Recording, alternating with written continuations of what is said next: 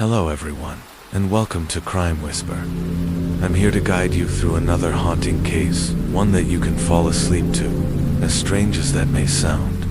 Before we begin, go ahead and like this video, and subscribe to the channel for more true crime stories. Also, tell me in the comments where are you from, and what time are you watching this. Now, get cozy, take a deep breath, and let's begin. Case 1. The nail salon tragedy was just after 6 a.m. on June 2, 2020, when a soft knocking broke the stillness of a high-rise apartment building in Nanchong. Standing outside an apartment on the 16th floor, a small girl just 8 years old was trembling in fear. Her name was Ling Ling, and she wore only a thin nightgown. Her face was pale, her eyes wide and filled with terror. Clutching her hands together, she knocked timidly on a neighbor's door. Minutes later, the door creaked open. Mrs. Wong, an elderly woman who lived next door, stood frozen. Her eyes widened in horror. Ling Ling's nightgown was stained red. The child's voice trembled as she whispered, "Grandma, my mom." He heard her. Without hesitation, Mrs. Wang called her, "Daughter." The two women rushed to the neighboring apartment, unsure of what they'd find. What they walked into would haunt them forever. The apartment was bathed in a horrific shade of red. Blood stained nearly every surface, and the thick, metallic scent of it filled the air so strong, it made them dizzy. Mrs. Wong immediately called the police. Within 15 minutes, officers were on the scene. The victim was identified as Giffen, a 33-year-old single mother, Ling Ling's mother. She had lived in the apartment with her daughter ever since her divorce, trying to rebuild a peaceful life. She ran a small nail salon in a shopping mall nearby. Her life, though modest, was filled with love for her only child. News of her brutal murder spread fast. Giffen's mother, Ling Ling's grandmother, arrived shortly after, only to collapse in grief at the sight of her daughter's mutilated body. "My poor daughter. Why did she have to die like this?" she cried. They even took her ears. In a corner of the room, little Ling Ling sat silently. Her eyes were blank, her body curled up tight. It wasn't until hours later, after being comforted by relatives and officers, that she managed to speak again. Her voice was faint as she recalled what happened. It was him. He broke the door. We were sleeping, but who was him? Why had someone slaughtered a young mother in front of her innocent daughter? Tracing back the nightmare, police immediately launched an investigation, focusing on anyone close to Giffen, especially those who might have had a motive. To neighbors, she was kind and hardworking, but also very private. Few knew the details of her personal life. Still, one thing became clear. This tragedy didn't happen at random. It began with a mistake in trusting the wrong man. Let's rewind to 2018, when Giffen had just stepped out of a difficult marriage. Determined to raise her daughter, well, she poured her energy into opening a nail salon at the Hangfujing shopping center. Though the shop was small, its location in a busy area brought in steady customers. Slowly but surely, Giffen was rebuilding her life. On the days when Ling Ling wasn't at school, she accompanied her mother to the salon. Giffen set up a little table for her daughter, complete with books and homeworks, so she could study nearby. It was a simple, peaceful life. And for a while, things were good, until she met Cho Jang. The dangerous charm of Cho Jang. It happened at a casual gathering with friends. Cho Jang was immediately drawn to Giffen. She was beautiful, fashionable, and confident. Her youthful glow and elegant style made it hard to guess her age. He approached her right away, striking up a conversation and asking for her number. Then came the relentless pursuit. Each day he showed up at her salon with roses in hand, waiting patiently for her to finish work. Rain or shine, he was there, taking her out for fancy dinners, treating her like a queen. He sent affectionate messages at night, telling her she was the most important person in his world. After years of loneliness, Giffen began to soften. She let herself believe in love again, even though she'd noticed some red flags. Cho Jang had no stable job. He was a gambling addict, always in debt, and constantly borrowing money from people. But Giffen held on to hope. She believed her love could change him. That hope shattered 1 month later. A friend of hers accidentally let something slip, something Giffen hadn't known. Cho Jang was already married, with 2 children. Devastated, Giffen ended the relationship. Immediately, she felt used, betrayed. Everything he had told her had been a lie. She wanted nothing more to do with him, but Cho Jang couldn't let her go. He became obsessed. He begged for forgiveness, dropped to his knees, wept uncontrollably. He promised he would divorce and make everything right, if only she would give him another chance. Giffen was a gentle soul, the kind of person who stopped to help a stray animal on the street. Deep down, she still wanted to believe people could change, so she gave him that second chance. Love, lies, and blood. A year passed. Then, in July 2019, Cho Jang officially divorced his wife. To Giffen, it seemed like a turning point. He claimed love had won, that now they could build a real future together. But behind the scenes, Cho Jang hadn't changed at all. His gambling addiction worsened. He was increasingly aggressive and unstable. Giffen started distancing herself again, but he refused to let go. His obsession turned dark. By early 2020, Giffen had made up her mind. She wanted out completely. She told him she didn't want any more contact, that she feared for her daughter's safety. And then, just a few months later, he returned, not with roses this time, but with a knife. He broke into her home in the early morning hours while she and Ling Ling were asleep. What happened next was a scene of terror and bloodshed. A child watching her mother's life taken in front of her eyes. Aftermath. Cho Jang was arrested just days later, trying to flee the city. He showed no remorse, only excuses. He claimed it was a crime of passion, that he lost control, but the evidence was overwhelming. The court would later describe the murder as premeditated, brutal, and inhuman. Giffen's death shook the entire community, but most of all, it shattered the life of an 8-year-old girl, one who will forever carry the trauma of what she saw.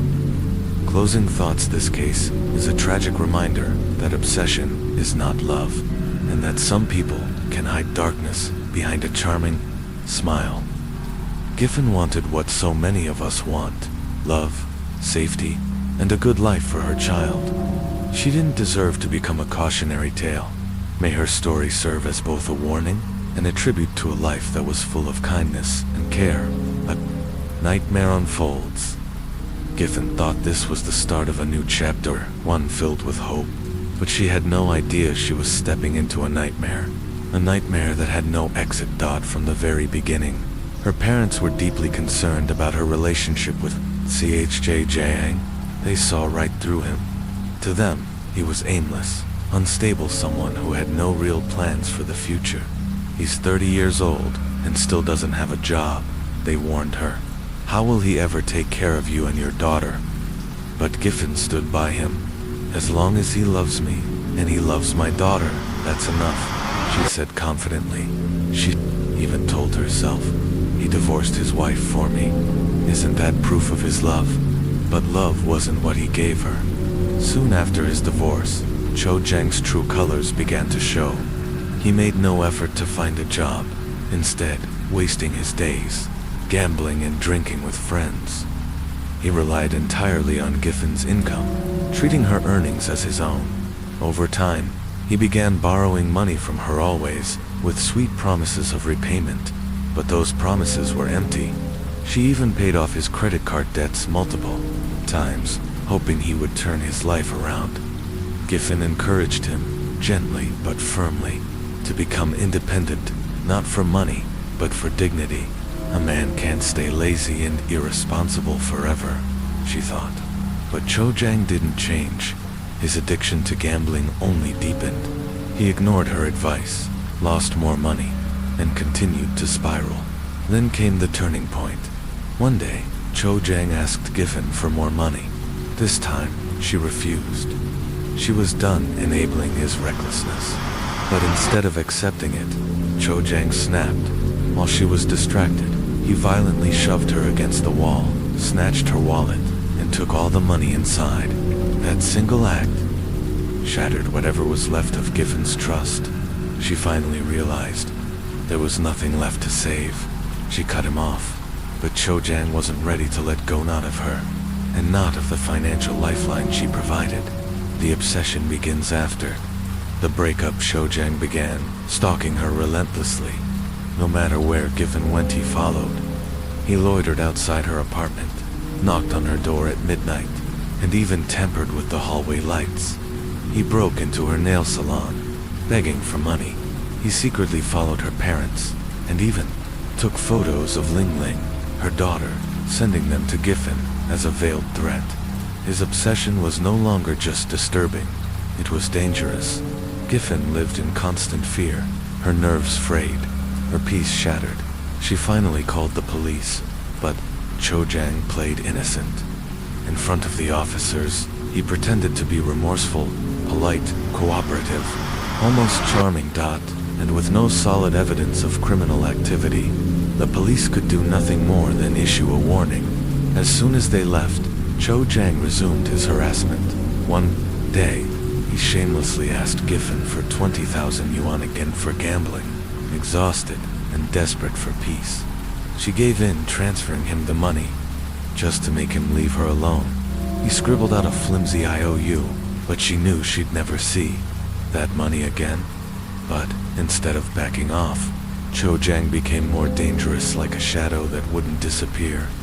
2 days before the murder, Giffen spotted him from her apartment window, lurking near the building. Later, she heard knocking at the security door. Terrified he might try to break in, she once again called the police. This time, when officers arrived, they found Cho Jang carrying a dagger. He was arrested on the spot, but then Giffen, perhaps trying to avoid further drama, proposed a peaceful resolution. She only asked that he leave her alone. Cho Jang apologized, admitted fault, and put on his best act. Because there was no physical harm, and it was treated as a domestic dispute, the police let him go with nothing more than a verbal warning. No one could have imagined what would happen next. Premeditated murder. Cho Jang felt rejected, humiliated. In his mind, Giffen had betrayed him. I gave up everything for her, he told himself. I left my wife, my kids. I'm drowning in debt, and she abandoned me. He convinced himself that she had ruined his life, and so he decided to ruin hers. At 7:00 p.m., 2 days after his arrest, Cho Jang quietly armed himself with a dagger and a kitchen knife, hiding them under his clothes. He slipped into Giffen's apartment complex under cover of darkness and climbed to the rooftop there. He waited. Hours passed. At around 8 p.m., he saw Giffen and Ling Ling return home, completely unaware that a pair of eyes were watching from above. They locked the outer door, then the inner one, inside their apartment. They began settling in for the night. The final moments, according to Ling Ling's later testimony. Around 9 p.m., they heard footsteps and then the sound of a lighter clicking. Panicked, she turned to her mother. "Mom, is he inside?" They quickly checked all the rooms, but found nothing. Still, Giffen took no chances. She locked the windows, barricaded the bedroom door with a chair, and told her daughter to stay close. But it wasn't enough. At 5 a.m., while the apartment was still dark, Cho Jang used a spare key he had secretly kept to open the front door. He crept inside, but when he tried to open the bedroom, the door wouldn't budge. It was locked from the inside. Furious, Cho Jang began kicking the door violently, over and over again. The sound woke Giffen and Ling Ling instantly. What happened next would become one of the most horrifying and senseless crimes the city had ever seen. The final attack. With a violent crash, Cho Jang kicked down the bedroom door. Inside, Ling Ling clutched her mother's hand, her small voice barely a whisper. "Mom, he's inside." Asterisk. Giffen turned, shocked to see him standing there, eyes wild with rage. "What are you doing? Get out." she shouted, but her words barely left her lips before Cho Chang lunged. He grabbed the kitchen knife, swinging it with terrifying force, then pulled out a dagger. Like a man possessed, he stabbed her over and over, unleashing months of obsession and fury onto her helpless body. Ling Ling stood frozen, paralyzed by fear. But in a moment of desperate courage, she screamed, "Don't hurt my mom." Cho Chang turned toward, her eyes cold and merciless. "Shut up," he barked. That one shout silenced her completely. For more than 10 horrifying minutes, the brutal assault continued. When it was over, Cho Chang calmly picked up Giffen's phone and walked out, leaving behind a nightmare. Giffen lay motionless, her body surrounded by a pool of red dot. She was gone. A child's courage. It took several minutes before Ling Ling dared to move. She crawled out of bed, trembling, and approached her mother. "Mom, ... double quotes, she whispered. No answer. Panicked, but determined, the little girl ran to the kitchen, filled a basin with cold water, and poured it over her mother's face, hoping, praying, that she'd wake up. But Giffen didn't stir.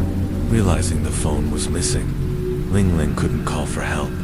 Alone, terrified, and only 8 years old, she opened the front door, peered into the hallway, and knocked softly on Mrs. Wang's door, the same neighbor who would later recall that horrifying morning. The investigation and arrest the forensic report was horrifying. Giffen had suffered 56 stab wounds, scattered across her head, shoulders, back, arms, and legs. The attack had been brutal, personal. When her family asked the funeral home if her body could be stitched together for cremation, the response was chilling.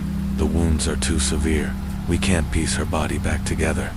On June 3, 2020, at around 1 p.m., police captured Cho Chang while he was hiding out in Uchi County, approximately 70 kilometers from the crime scene.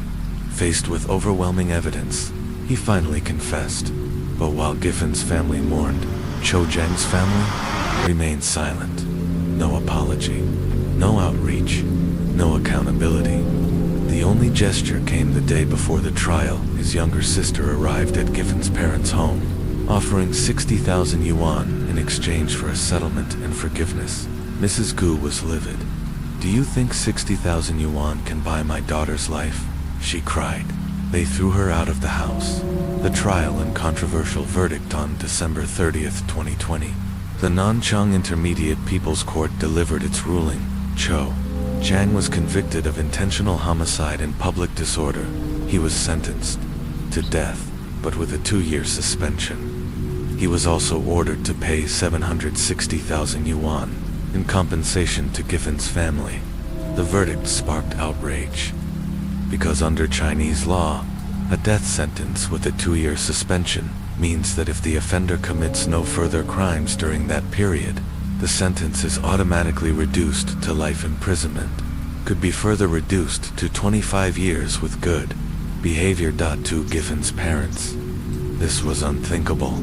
They immediately submitted a petition demanding the sentence be reviewed. After careful examination, on January 13, 2021, the Nanchang People's Procurator filed a formal appeal with the Sichuan High People's Court. Then, on December 28, 2021, the Sichuan Supreme Court delivered its final decision. Cho Chang was found guilty of intentional homicide and sentenced to immediate execution. Ling Ling's life, after the tragedy Giffen's death, devastated her family, especially her elderly parents, who had lost their only daughter in the most horrific way imaginable. But no one suffered more than Ling Ling. She was just a child, but she had seen everything. Since that day, she has been unable to sleep without a light on. She flinches at loud noises. She suffers from recurring nightmares. Her once bright personality faded into silence and sadness. Her school performance plummeted. She barely spoke. The trauma had taken root. Some scars never fade. Case 2, a secret affair and a murder in Queens, New York, September 22-4. In a shocking announcement from the district attorney's office, Heiyandang, a 33-year-old Chinese woman, pleaded guilty to murdering her lover in a crime that had remained unsolved for over 3 years. 4 years, the case had been surrounded by silence rumors of a secret affair, whispers of financial motives, and an unborn child used as leverage. The truth was finally out. Dang had orchestrated a manipulative scheme. She became pregnant by her married lover, hoping the child would force him to divorce his wife and pay her a large sum in compensation. But when he refused, she chose murder. What drove her to such extremes? How did she manage to evade capture for 3 long years? Subscribe now to Crime Whisper as we unravel every chilling detail. Case 3. A strange encounter on a New Mexico highway, 5 p.m., September 23, 2024. State of New Mexico. It was a routine patrol shift for Officer Rebecca Lane on Interstate 40, near the small town of Edgewood. She noticed a silver SUV parked along the roadside. Inside was an Asian woman, looking visibly anxious. When Rebecca approached, the woman, speaking broken English, explained that her tire was flat and she was waiting for a friend. Rebecca offered to help, but the woman declined, insisting her friend was on the way. It seemed minor, so Rebecca moved on. Hours later, during her night patrol, Rebecca passed by again. The same SUV, the same woman, still there now. She looked even more distressed. Something was wrong. Rebecca pulled over once. More? You're still here? Is your friend actually coming? She asked gently. The woman hesitated, then slowly pulled out her phone, showing a location on the screen. What happened next unraveled a shocking mystery. Caught at the border, the woman pointed to her phone and asked softly, "Can you take me here?" Officer Rebecca Lane leaned in. The location was near the US-Mexico border, a region well known for smuggling, human trafficking, and cartel activity. Something didn't feel right. Was she a lost traveler? Was there more to the story? Rebecca stayed calm but decided to follow standard protocol. She radioed in the vehicle's Pennsylvania license plate to dispatch while preparing to offer the woman a safe place to wait for assistance. Seconds later, her radio crackled back with a startling update. This plate matches a vehicle on the National Wanted list. The suspect is connected to a homicide in New York. Her name is Dang. Rebecca's eyes locked on the woman in front of her. Was this really her? A cold-blooded killer, hiding in plain sight? Even with limited English, the woman heard everything. The name New York was all she needed to understand. Her demeanor changed instantly. Her eyes darted. Her breathing quickened. Rebecca, sensing the tension, pretended not to notice. She kept her tone calm and helpful, hoping to stall for time, but the woman's nervous energy was unmistakable. She clutched her jacket collar and muttered, "It's cold. I need another coat from my car." It wasn't cold. Rebecca stepped forward, gently blocking her path. "It's all right. I'll get it for you," she said, her voice even but her eyes firm. The woman froze. Then, like a switch flipping, her expression turned hostile. "Why won't you let me in my car? I did nothing wrong," she snapped, her voice rising, her hands flailing. Rebecca stood her ground. "Calm down. I just want to make sure you're safe." But the woman wasn't listening. In a panic, she lunged for the door, yanking at the handle. It was locked. Now, there was no doubt. She was trying to escape. Rebecca grabbed her radio. "I need backup."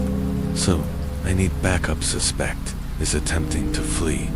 The woman fought back violently, shoving Rebecca and clawing at her arms. The two struggled in the middle of the highway, cars flying past, engines roaring. "Stay down," Rebecca shouted, attempting to restrain her. Todd suddenly. A pickup truck pulled over.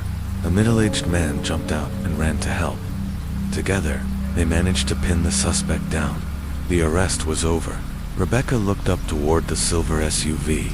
What was she running from? Inside the car, the secrets unfold. The smell hit them first, an odd mix of sweat, cheap perfume, and gunpowder. Inside the vehicle, investigators found a loaded handgun in the passenger seat, a box of cash, several forged IDs, smashed mobile phone. News of the arrest spread like wildfire. Online sleuths quickly unearthed Haeyeon Deng's social media accounts, far cry from her disheveled state at the time of arrest.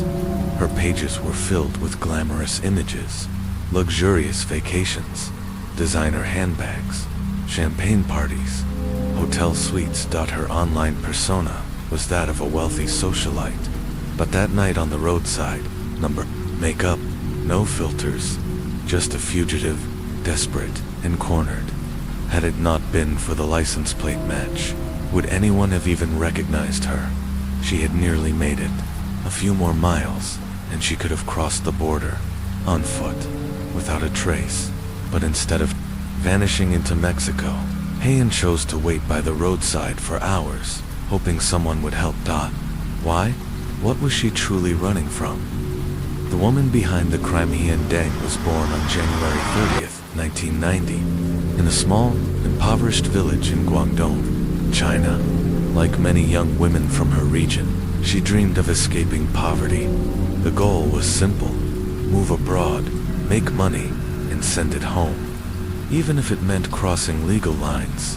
In late 2015, Haeyeon entered the US on a B2 tourist visa, but she wasn't there to sightsee. Her first stop wasn't a hotel or family home, it was Flushing, New York, a hub for Chinese immigrants. There, she began working in the flower-selling trade, but her striking appearance, delicate features, and a slender figure quickly caught the attention of high-end nightclubs. She started as a hostess, but soon, with ambition and charm, she climbed the ranks. Within months, Haeyeon became a madam. She didn't just entertain clients anymore, she managed them, recruited new girls, arranged private bookings, collected cuts from high-paying VIPs. Money flowed in. Her lifestyle became extravagant luxury goods, parties, first-class trips. But behind the glittering exterior lay a harsh truth. Her tourist visa had long expired. She was now living in the US illegally, in the underworld of Flushing. Survival meant navigating more than just police. There were gangs, rival madams, loan sharks, and brokers. For women like Haeyeon, the rules were clear: be useful or be replaced. And Haeyeon played the game well. She became a key figure in the shadow economy, leveraging relationships and building influence. But power like that comes with a cost. And it wouldn't be long before love, deception, and violence would bring her empire crashing down. The hidden life of Haeyeon Deng, from social media star to dangerous deceiver, despite relying on powerful people in Flushing's underground circles. Haeyeon Deng was always ready to turn on them when it suited her. She had lived in the United States for over 5 years, but had never learned to speak English, whether it was from indifference or avoidance. Her language skills were so poor that during her arrest, she could barely string together a complete sentence. Her entire world revolved around Flushing, Quinza, place where Mandarin-speaking immigrants could live, work, and socialize entirely within their own cultural bubble. There was no pressure to assimilate, but online, Haeyeon presented a completely different reality. On TikTok and Instagram, she posed as a wealthy, well-connected socialite. Her videos showed stacks of cash, designer handbags, expensive jewelry, clips of her at the shooting range, practicing with firearms. Ironically, what seemed like harmless showboating would later become key evidence in her murder case. Then came 2020, and the pandemic. COVID-19 shut down the nightlife industry. Her income vanished almost overnight, but the greater danger wasn't financial, it was legal. Her tourist visa had long expired, and she was now undocumented. With the Trump administration cracking down on illegal immigrants and sex work-related operations, ICE raids were increasing in frequency. Haeyeon knew what she had to do. Like many undocumented women in her situation, she needed a green card, marriage and fast. According to a former roommate, Haeyeon went through at least 10 boyfriends in under 2 years, most of them former clients from nightclubs, but none of them The relationships lasted. In Flushing's club scene, men liked the fantasy of the bad girl they could rescue. But once emotional or financial responsibility entered the picture, they vanished. And so, Haeyeon kept looking until she met Justin Lee. The perfect target. Justin was 5 years younger than Haeyeon. Born in Fujian, China, he had immigrated to the US as a child with his parents, who worked tirelessly and eventually opened a successful Chinese restaurant in East New York. They lived frugally and put all their effort into giving Justin the best, but Justin wasn't like them. He was spoiled, raised in comfort and indulgence, to make up for the years they spent apart. He wore designer brands, attended elite private schools, and never faced hardship. While most men came to clubs seeking younger girls, Justin was drawn to older, confident women, and that's where Haeyeon saw her opportunity. She targeted Justin with laser focus, treating him like a king, lavishing him with attention, and making herself indispensable to him. Justin, flattered and infatuated, was icily pulled in. But Haeyeon's dreams of securing a stable future were soon shattered by one truth. Justin Lee was already married with 2 children. His wife was just two dots still. Haeyeon refused to let go. She doubled down, publicly posting photos of romantic outings, cooking for him, and holding hands in the street. On social media, she painted a perfect picture of love, but behind the scenes, Justin offered no promises. He had no intention of divorcing, and for Haeyeon, this was unacceptable. The pregnancy and the pressure, her obsession deepened when she found out she was pregnant. For Haeyeon, this was leverage. She demanded that Justin divorce his wife and marry her. But Justin remained cold and evasive, avoiding any clear answers. As her pregnancy progressed, Haeyeon grew desperate. She faked stomach pains. She called Justin late at night, begging him to come over. She tried every trick to keep him close, but Justin's wife had had enough. Suspicious of her husband's activities, she hired a private investigator who quickly tracked down Haeyeon's apartment. Without warning, the wife showed up. The moment she saw her husband's pregnant mistress, a fight broke out. Hair was pulled, glass shattered, screams echoed through the hallway. Justin stood frozen, unable to intervene. A terrified roommate called the police, who arrived quickly and arrested all 3. Because of her immigration status, Haeyeon couldn't post bail. She was held in custody for several days and was required to regularly report to immigration authorities. She was also barred from approaching Justin's wife again. The tipping point, with her reputation damaged and income gone, Haeyeon was forced to return to nightclub work, but she now had to move constantly, dodging both immigration checks and angry clients.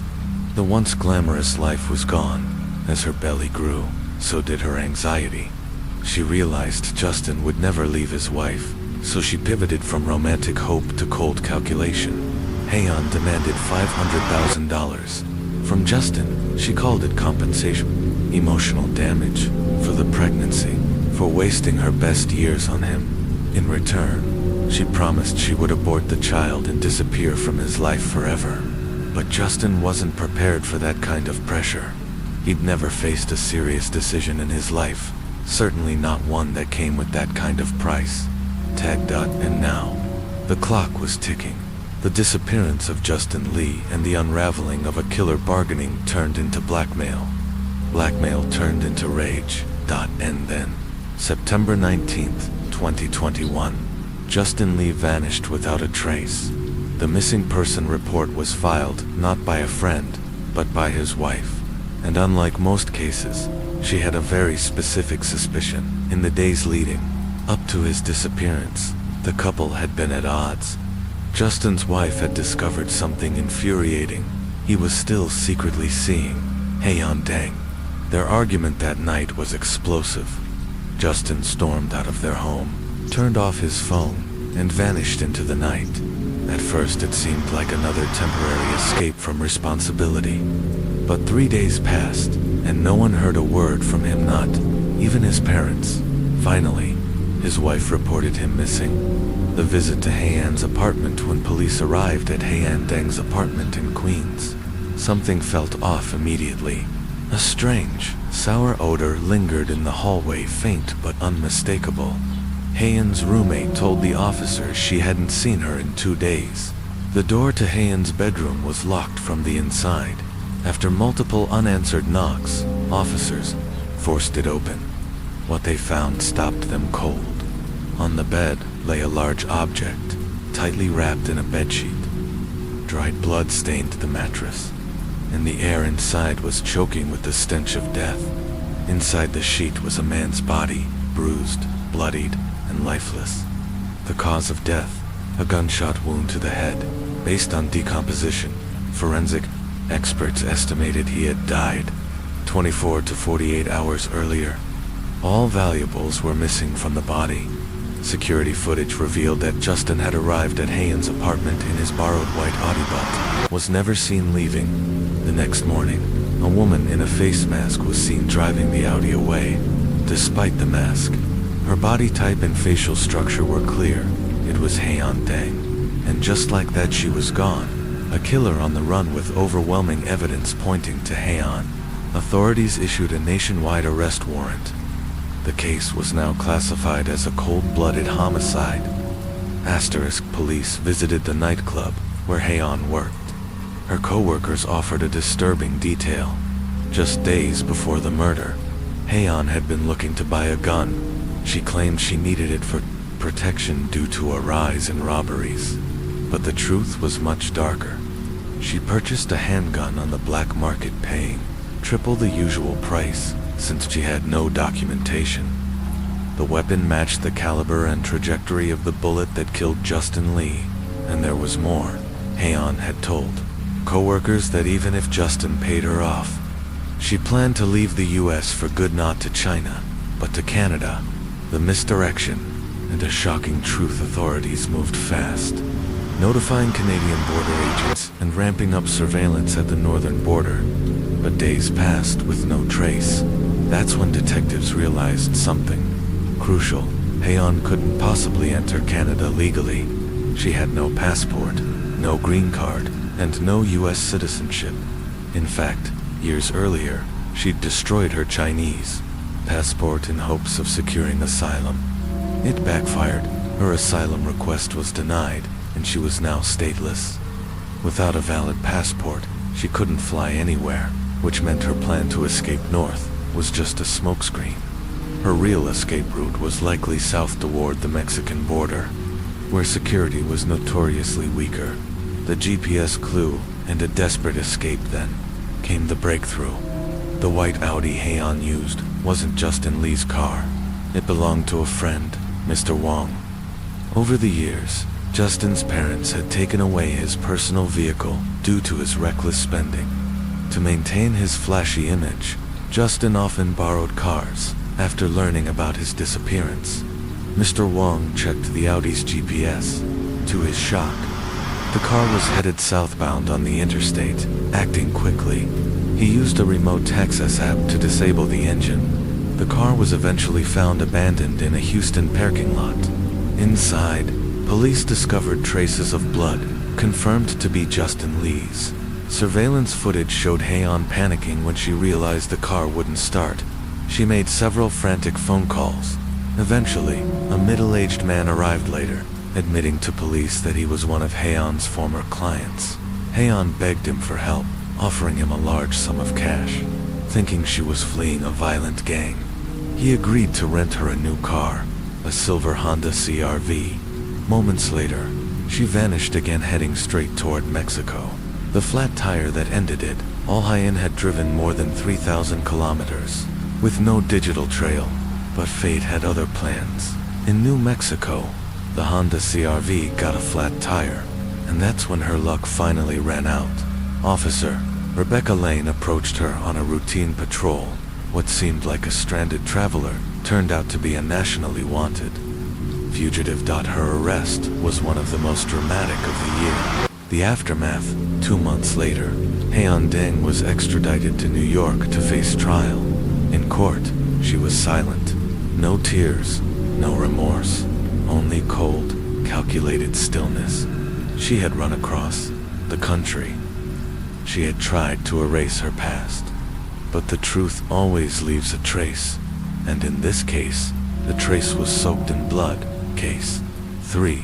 The Final Flight of Sergeant Lee, Yurume, 21st, 2021. South Korea.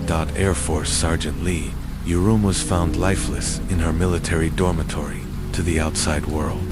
It seemed like a tragic suicide, but what unfolded next would ignite a national firestorm and uncover a system built on silence. Because this wasn't just any day.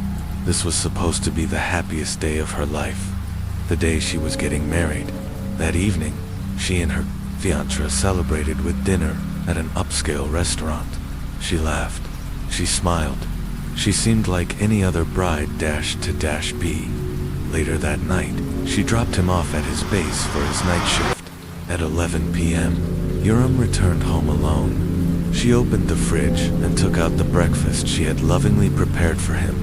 She set it on the table, straightened the lid, and picked up her phone. A familiar message. Good night. See you tomorrow. But this time, there would be no tomorrow. The last record in Jerome placed her phone down, turned on her camera, and recorded her final words. I tried to fight. I followed every procedure, but no one stood by me. I was betrayed, silenced. I can't carry this pain anymore. She had been a loyal soldier, but behind her decorated uniform was a woman fighting a silent war. When her fiancé returned the next morning, around 6:30 a.m., he opened the door and found her body on the floor, cold, lifeless. The room was spotless. It was clear Yurum had planned everything. But what haunted him most wasn't the body, was the phone beside her. Still lit, still playing a video, a confession. The truth uncovered in the video. Sergeant Lee Yurum named names. She had been sexually assaulted by her fellow soldiers. When she reported it, no one believed her. Worst, they retaliated. Instead of punishing the perpetrators, the command turned against her. She was mocked, smeared, labeled a troublemaker. The shame consumed her. She told the camera she felt dirty, undeserving of her fiancé's love. Death, she believed, was her only escape. Her words exposed not just individuals, but a culture of abuse, silence, and systemic failure. Who was Lee Yurum? She wasn't just another soldier. She was exceptional. From a young age, she had the kind of beauty and charisma that drew the attention of talent scouts. Friends urged her to become a celebrity and actress, a model. But Lee Yurum had another dream, to serve her country. In 2017, she joined the prestigious 20th Fighter Wing of the South Korean Air Force, an elite unit that regularly trained with the U.S. military. Her selection was a badge of honor. To her, it was the beginning of something bigger, a life of discipline, respect, purpose. But what she found was a battlefield of a different kind, the predator within. From the moment she arrived, Yurum stood out not just for her excellence, but for her looks and confidence. Admiration soon turned to objectification. At first, it was flirtation and wanted, but harmless. But when she declined, the attitude shifted. Respect turned to resentment. One man, Sergeant Jang, refused to accept her boundaries. He used his seniority to get close, making casual jokes that crossed lines, then inappropriate touches. Yurum tried to create distance. She spoke less, smiled less. She even brought her boyfriend to base, hoping it would deter attention. For a while, it worked. But Jang persisted. At a company dinner, emboldened by alcohol and the crowd, he made an open advance in front of everyone. Yurum pushed him back. "Don't ever touch me again," she yelled. The room fell silent, but no one said a word. A nation responds. In the wake of her death, her fiancés released the final video to the public. Asterisk. The country was shaken. Nearly 400,000 people signed a petition demanding justice. Protests broke out. Headlines erupted across Korea.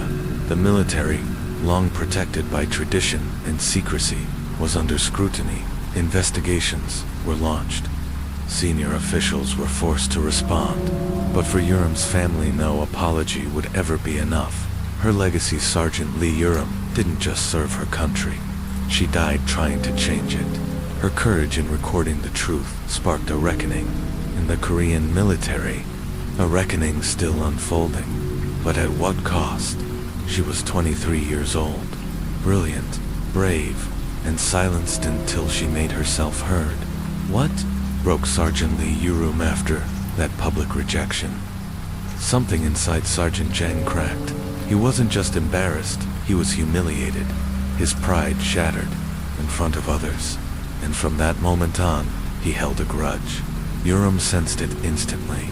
She knew what kind of man Jang was, the kind who never forgets and never forgives. From that day forward, she avoided him at all costs. But the danger wasn't over. It was just beginning. An invitation that wasn't days later. Her superior, warrant officer No, someone she'd rarely interacted with, approached her unexpectedly. "You'll accompany me to a party," he said flatly. "There will be officers. It's a good opportunity for you." But it wasn't an invitation. It was a disguised order, and Urim saw through it immediately. "No, sir, I'm not interested," she replied. The mood shifted. His voice dropped. His expression hardened. "Do you think you can refuse? I'm your superior. Do you know what happens when you defy me?" It wasn't subtle. It was a direct threat. Her career, her reputation, her future all on the line. She felt trapped, with no real choice, Urim agreed. But deep down, her gut screamed that something wasn't right. The party that turned into a trap at. The party Urim stayed on edge. She didn't touch a drop of alcohol. She kept her back straight, her eyes alert. Trust no one. Then, just as she prepared to leave, Warrant Officer No stood up and announced he had to leave early. Urim took the cue. She rose quietly, ready to exit. But Sergeant Jang blocked her path. He was drunk, slurring, eyes bloodshot, breath thick with alcohol. "I can't drive. Take me home, will you?" Urim hesitated. She wanted to refuse. She wanted to say no. But if she caused a scene, it would only invite more trouble. He was clearly intoxicated. If he drove, he could kill someone. Against her better judgment, she agreed. Asterisk, she had no idea it would be the decision that would destroy her.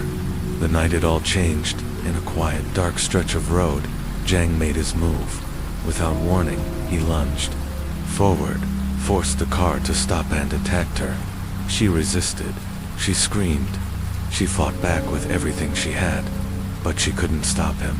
Her own comrade had just violated her. She returned to base broken, numb, but not defeated. The first betrayal. The next morning, she went straight to Warrant Officer No. She reported everything, told him every brutal detail, begged for justice. No listened quietly, nodded. "I understand, Urim. I'll take this to the higher-ups. He'll be punished. You have my word." And just like that, Urim believed him. She thought she was finally being heard, but it was all a lie. The moment she left his office, No picked up the phone and called Jang. He couldn't afford a scandal. If Jang was exposed, so was he. The threat that evening, Jang confronted her again, smug, brazen, no longer hiding anything. "You went to No. Big mistake," he sneered. "You tell anyone else, I'll tell your fiancé what really happened in that car." Urim was stunned, not just by Jang's threats, but by the realization that Warrant Officer No had betrayed her. She returned to him furious, but this time, No didn't even pretend to care.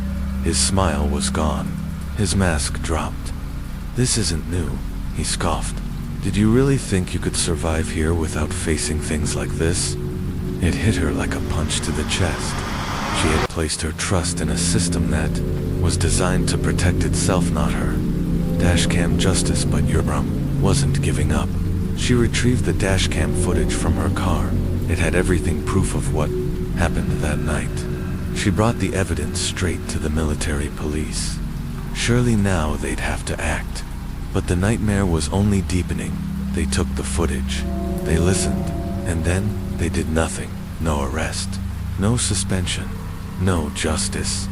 Instead, they summoned Urim again and again, forcing her to relive her trauma in agonizing detail. Jang, he wasn't even called in for questioning until 2 weeks later, and even then, the session was superficial, indifferent. The final blow finally.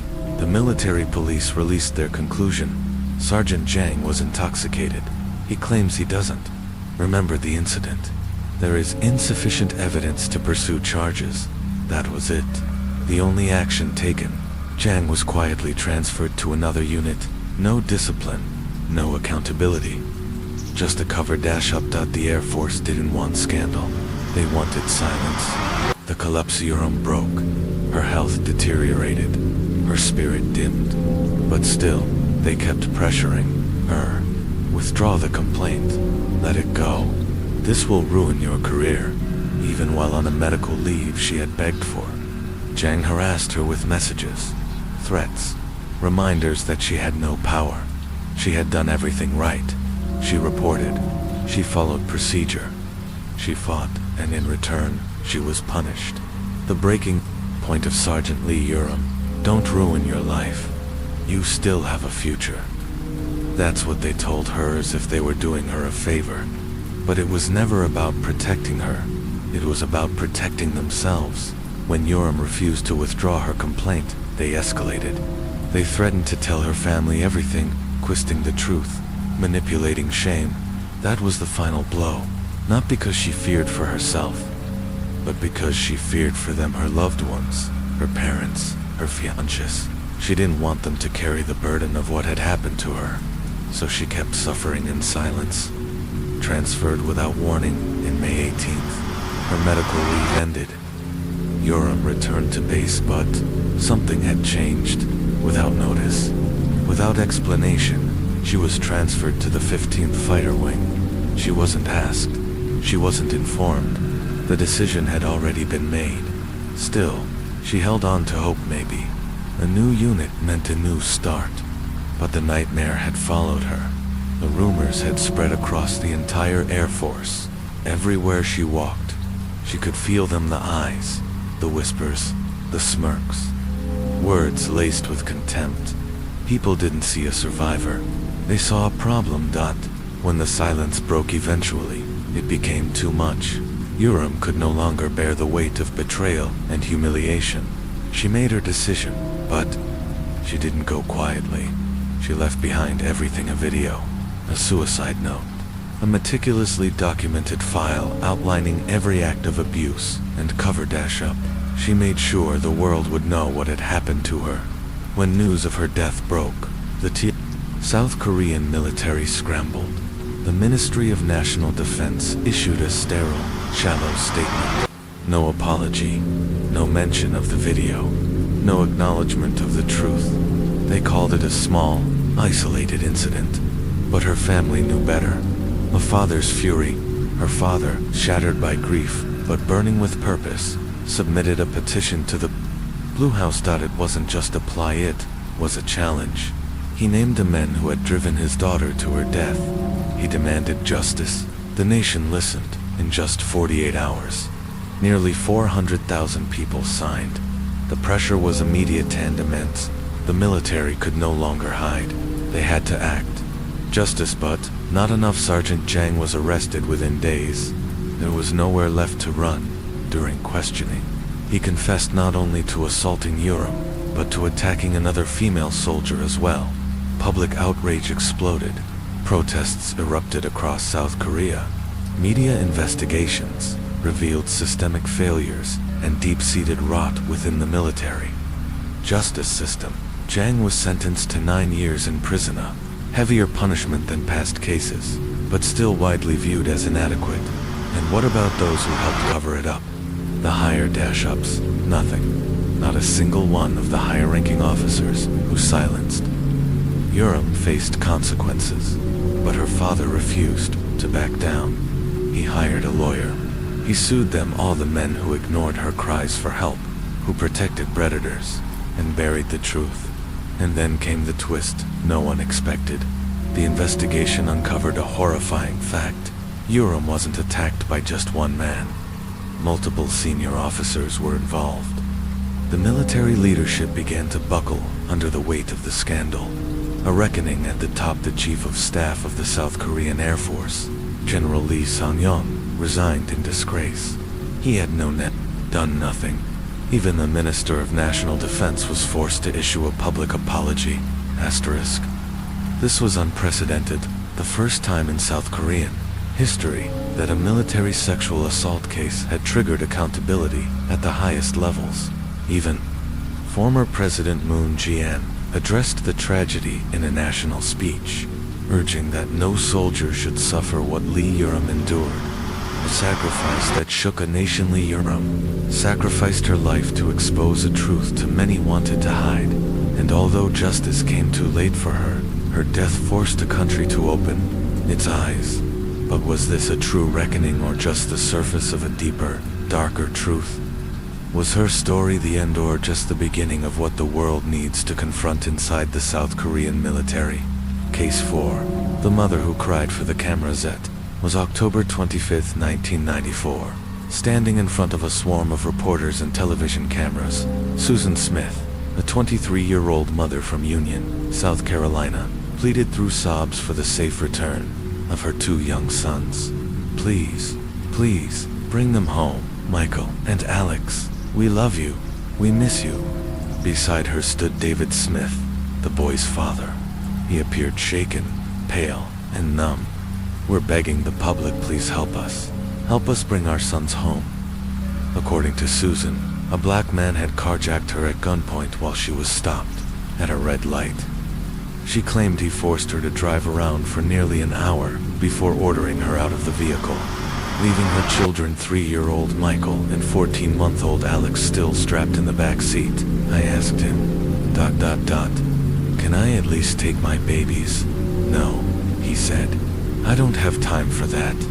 The boys were crying, she recalled, panicked and confused as the stranger sped away into the darkness. She ran, screaming, pounding on doors. A nearby homeowner opened the door, startled by Susan's frantic cries. They called 911.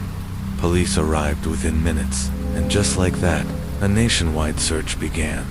A nation on edge for 9 long days. The story dominated every news cycle in America. Amber alerts were triggered. Roadblocks were erected.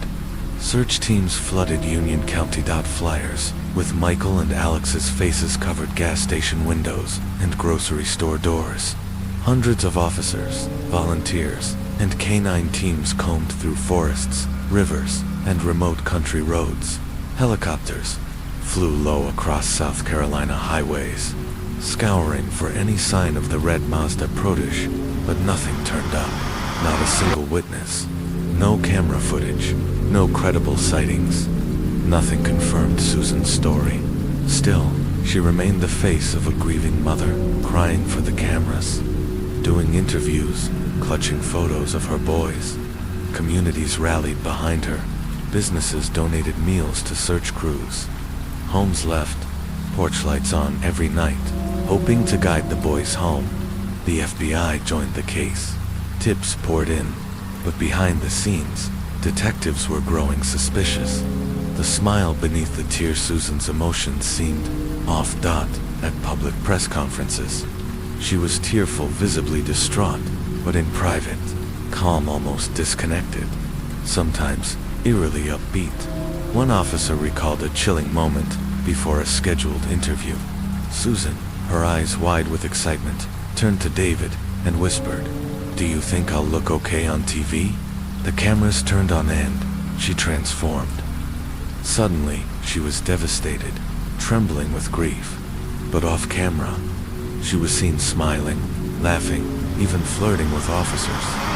And her tears, they never produced a single drop. Investigators noticed how detached she was from the actual search. Parents of missing children are typically relentless, begging for updates, chasing leads, demanding answers. but not Susan. She waited to be approached. She asked no questions. She didn't even seem concerned. Cracks in the story, her timeline, also didn't make sense. She claimed the carjacking happened at a red light on Monarch Mills Road, but that particular light, it was sensor triggered, meaning it only turned red when another car approached the intersection. At that hour, no traffic. Even more concerning, there were no skid marks, no struggle, no signs anyone had been forced from a car. Surveillance footage from nearby businesses turned up nothing. No witnesses saw Susan's Mazda. No one saw her with a man. No one saw a crime. The deeper investigators dug, the more her story fell apart. They re-interviewed her again and again, and every time the details shifted. How long did you drive? What direction were you facing at the red light? Where exactly did the man get in? Susan's answers kept changing. Her memory became unreliable, and then came the polygraph tests. She failed 2 of them, while not admissible in court. They were telling. Investigators now knew Susan was hiding something. David's denial and realization. David Smith still believed his wife. He told police the tests weren't accurate, that she was failing them because she was overwhelmed with grief. But even he began to notice Susan was more anxious about whether people thought she was lying than about the fate of their children. As her behavior became more erratic, investigators shifted their strategy. They stopped hunting for a carjacker and started building a case. The final interview 9 days after Michael and Alex vanished. Police brought Susan in for another round of questioning. That morning, before her interview, Susan and David sat down for what would become their final joint television appearance. Cameras rolled. Reporters leaned in. Susan again wept, but behind the scenes, detectives were preparing to confront a truth they feared from the start. The biggest threat to those boys might have been their mother. The truth surfaces. It had been 9 days since Susan Smith stood before the world, pleading for help. Now, she sat across from Sheriff Howard Welsa, man who wasn't just the head of the investigation, but also her godfather, and he was done pretending. "Susan," he said calmly, "we know you weren't stopped at a red light on Monarch Mills Road. There was no traffic, no witnesses, and that story, it doesn't hold up." Then, he dropped the final blow. Undercover officers had been watching that exact intersection that night in an unrelated drug surveillance. They saw nothing. No carjacking. No strange man with a gun. No red Mazda. Susan's eyes welled up. Her mask was slipping. Wells gave her one last chance. "If you don't tell the truth, we'll have no choice but to go public." She paused then, quietly asked, "Can we pray together?" After they prayed, Wells looked into her eyes and gently said, "Susan, it's time." She lowered her head. Her shoulders shook, and then, sobbing uncontrollably, Susan said she was ashamed, that she didn't know how to fix what she had done. She asked for his gun. "Why?" Wells asked. She whispered the words no parent ever should, "Because I can't live with what I've done." Susan's confession too soon began to speak. Slowly, painfully, she described how on that night, she'd intended to drive her boys to her mother's house, but her emotional spiral was too deep. The loneliness, the shame, the feeling that no one could help her, not even her own mother, consumed her. She wrote her confession out by hand, 2 full pages. Her letters were rounded, almost childlike. When she used the word heart, she drew little hearts over the IS. She wrote that she originally planned to drive into the lake alone, but in the final moments, she convinced herself her sons would be better off with God than left behind in a life without her. She described driving to the boat ramp at John D. Long Lake, placing her sons Michael, age 3, and Alex, just 14 months, in the back seat, still strapped into their car seats. She said she shifted the car into neutral 3 times, but each time she pulled the parking brake until finally, sobbing and unable to stop herself, she let go. "I was a mental case," she wrote. I couldn't believe what I had done. I never meant to hurt them, but now, my children are with God, and they'll never be hurt again. She stood outside the car, watched it slowly roll forward, and disappear beneath the dark, silent water. Confirmation. After the confession, police moved swiftly. Before announcing anything publicly, they dispatched divers to John D. Long Lake. Using sonar equipment, they scanned the water until just over 120 feet from shore, they located the Mazda. Submerged. Silent. The water was 18 feet deep. As the car was slowly lifted from the lake bed, an unbearable truth was confirmed. Michael and Alex were still inside, still strapped into their car seats. The nation was stunned and horrified. The mother, who had begged for help in front of cameras, had been the one who killed them. Why? But why would a mother do such a thing? That answer, Susan said, was in a letter one she had received shortly before her son's deaths. To understand it, we have to go back. Susan Smith, born September 26, 1971, had lived a life riddled with instability. Her father, Harry Vaughn, died by suicide when she was just 6 years old. Her mother later remarried Beverly Russell, a well-known local businessman, an active member of the Christian Coalition. But behind closed doors, Russell was a predator. As a teenager, Susan reported that he had sexually abused her, and disturbingly, later admitted it. After high school, Susan took a job at a local textile factory, Kenso Products. It was there she met David Smith. They married in 1991. Susan was 19. Their marriage was chaotic, filled with infidelity, arguments, and breakups. Still, they had 2 children, Michael in 1991 and Alex in 1993. Financial strain worsened everything. Susan had expensive tastes. The Smiths did not live the lifestyle she wanted, and Susan resented that. They divorced in May 1990, 4 months before the murders. Though on camera, they appeared united. The other men during the separation. Susan began seeing someone new, Tom Finley, the son of her boss at Conso.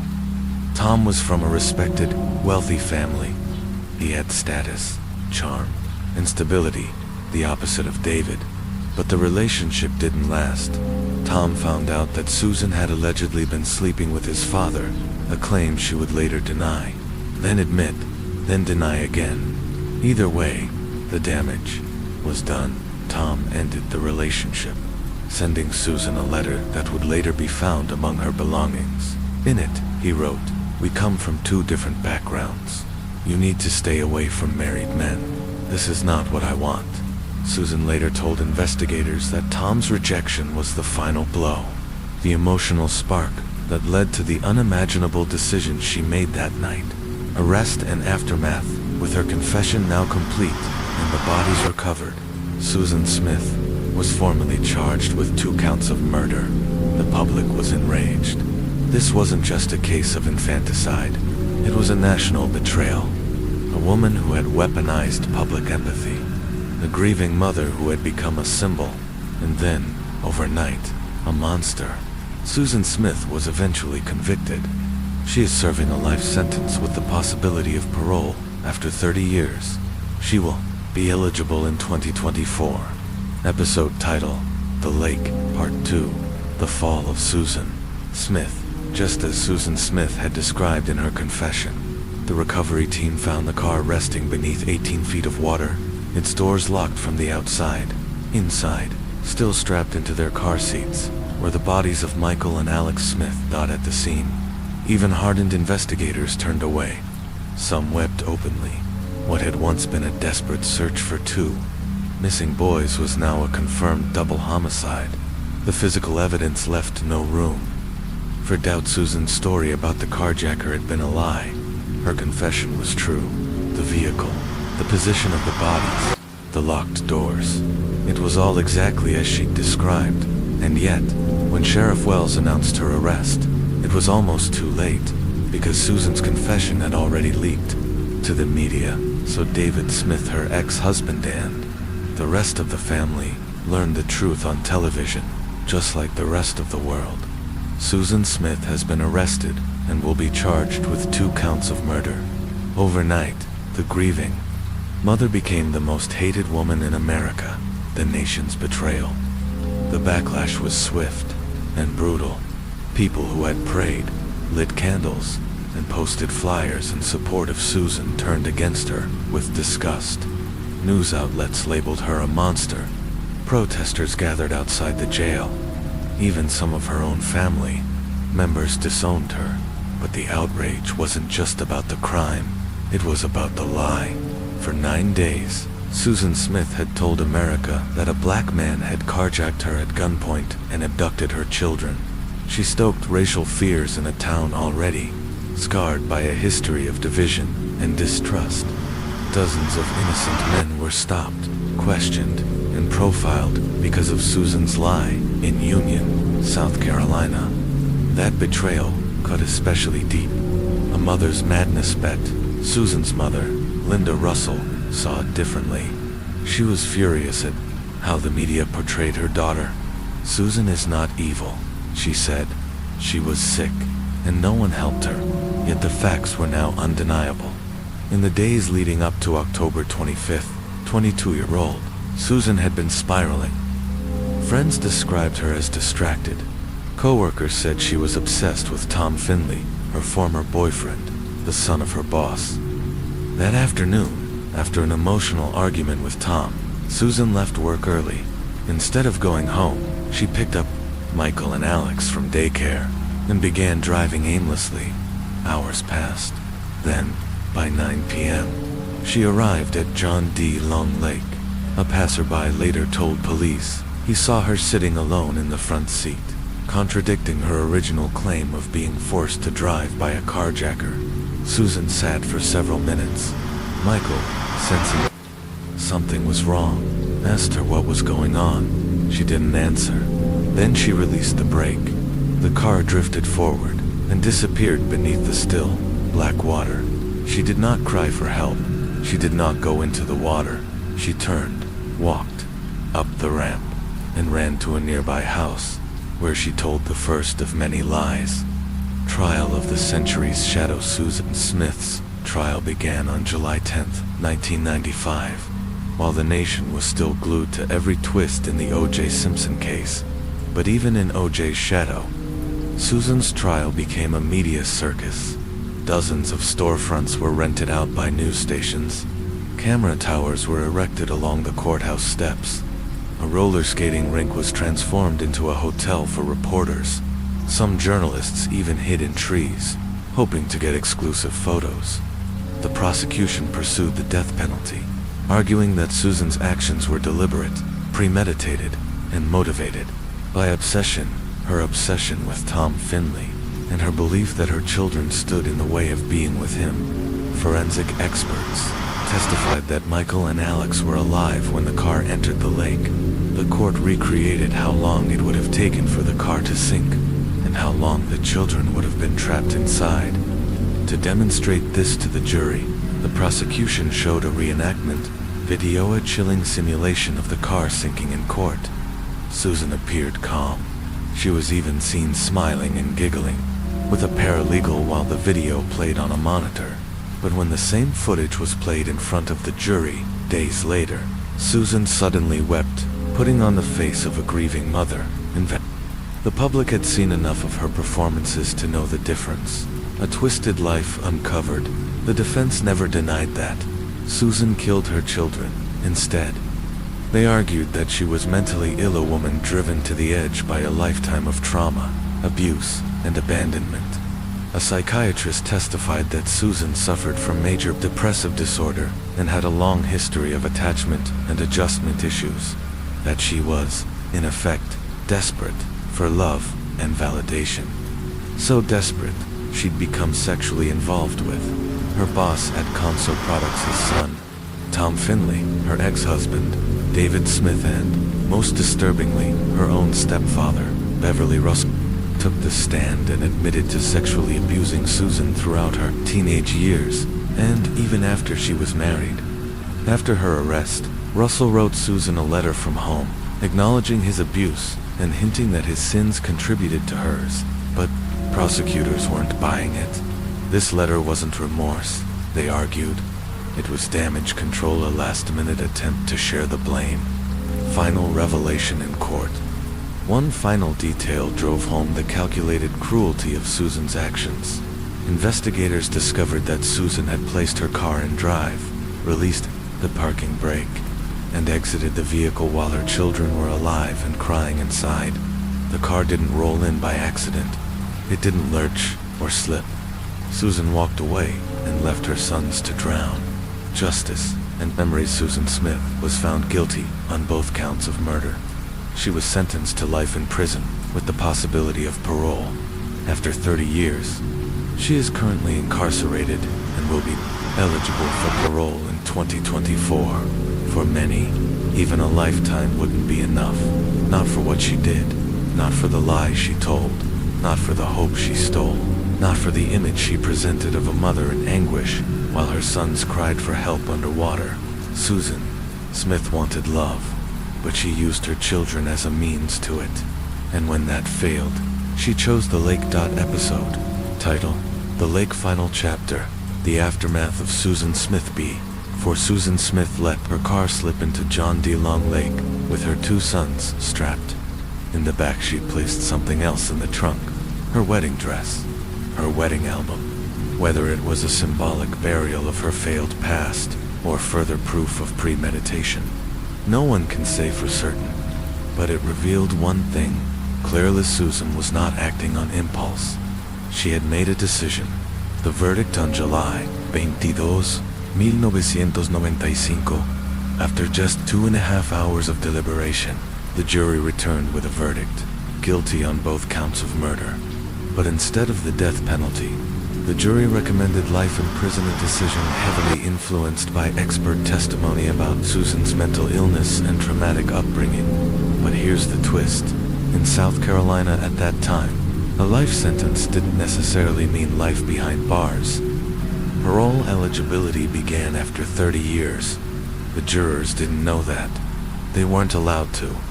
When they asked the judge whether Susan would ever be eligible for release, they were told only to interpret life in its plain and usual meaning. The following year, the law changed. But it was too late. David Smith and life after grief in the wake of the murders.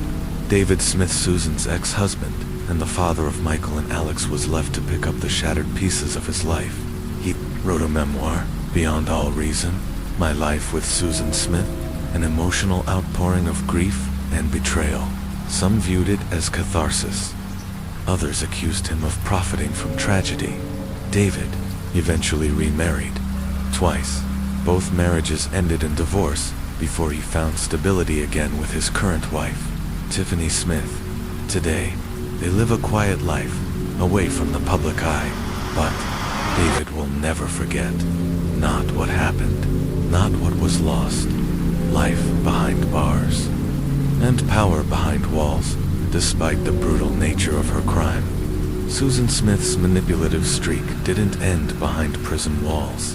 In 2000, news broke that she'd had a sexual relationship with a prison guard. He was fired and sentenced to 3 months in jail, but that was just the beginning.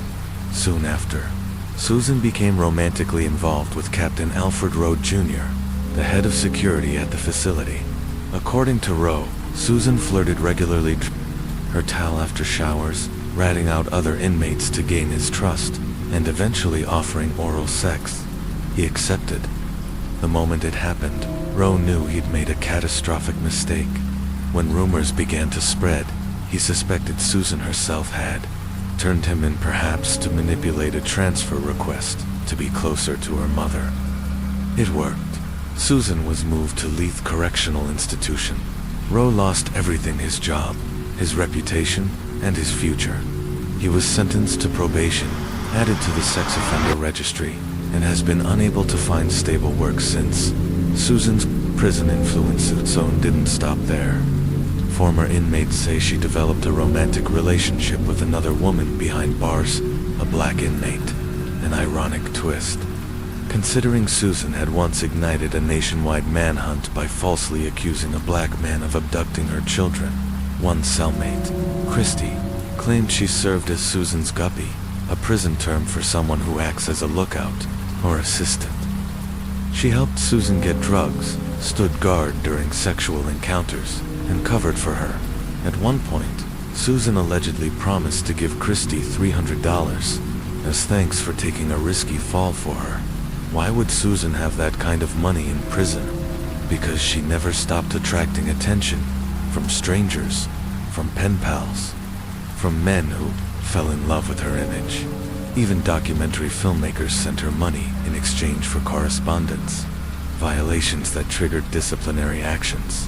At one point, Susan was receiving so many messages through Write at PRs on ER.com that the site removed her profile entirely.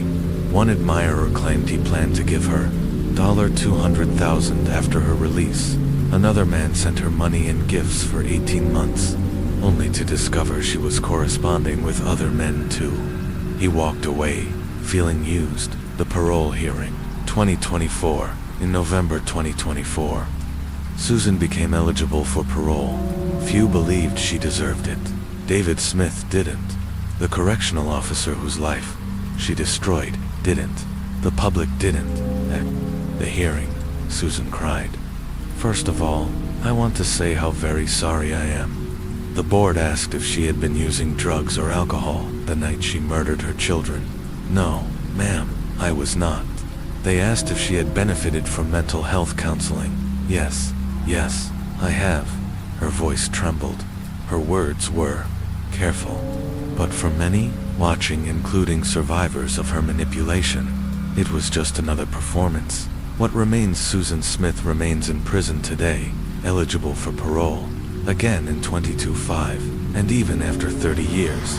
The case of Susan Smith continues to haunt the American conscience, not just for the unthinkable crime, but for what it revealed about race, motherhood, gender, manipulation, and justice. Because in the end, Susan didn't just drown her children, she drowned a nation's belief in her innocence. And even from behind bars, she has never stopped finding ways to get what she wants. The parole hearing that changed nothing. During the parole hearing, a commissioner asked, "Ma'am, is mental health something you'd continue with if released?" Susan nodded. "Yes, ma'am."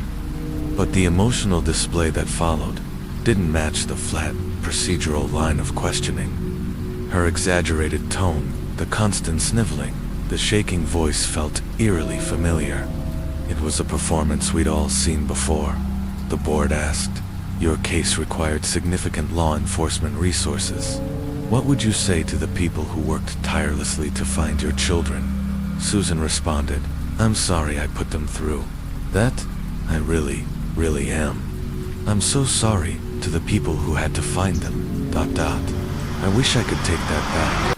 I didn't lie to get away with it. I was scared.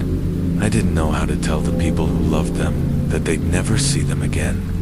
I know those sound like just words, but they come from my heart." But for many in the room and watching from the outside, those words sounded hollow, because they were words we had heard before, 30 years earlier, when she stood on national television crying tearlessly for the safe return of the very children she had already killed. Then came another question. "What's the most important thing you've learned while incarcerated?"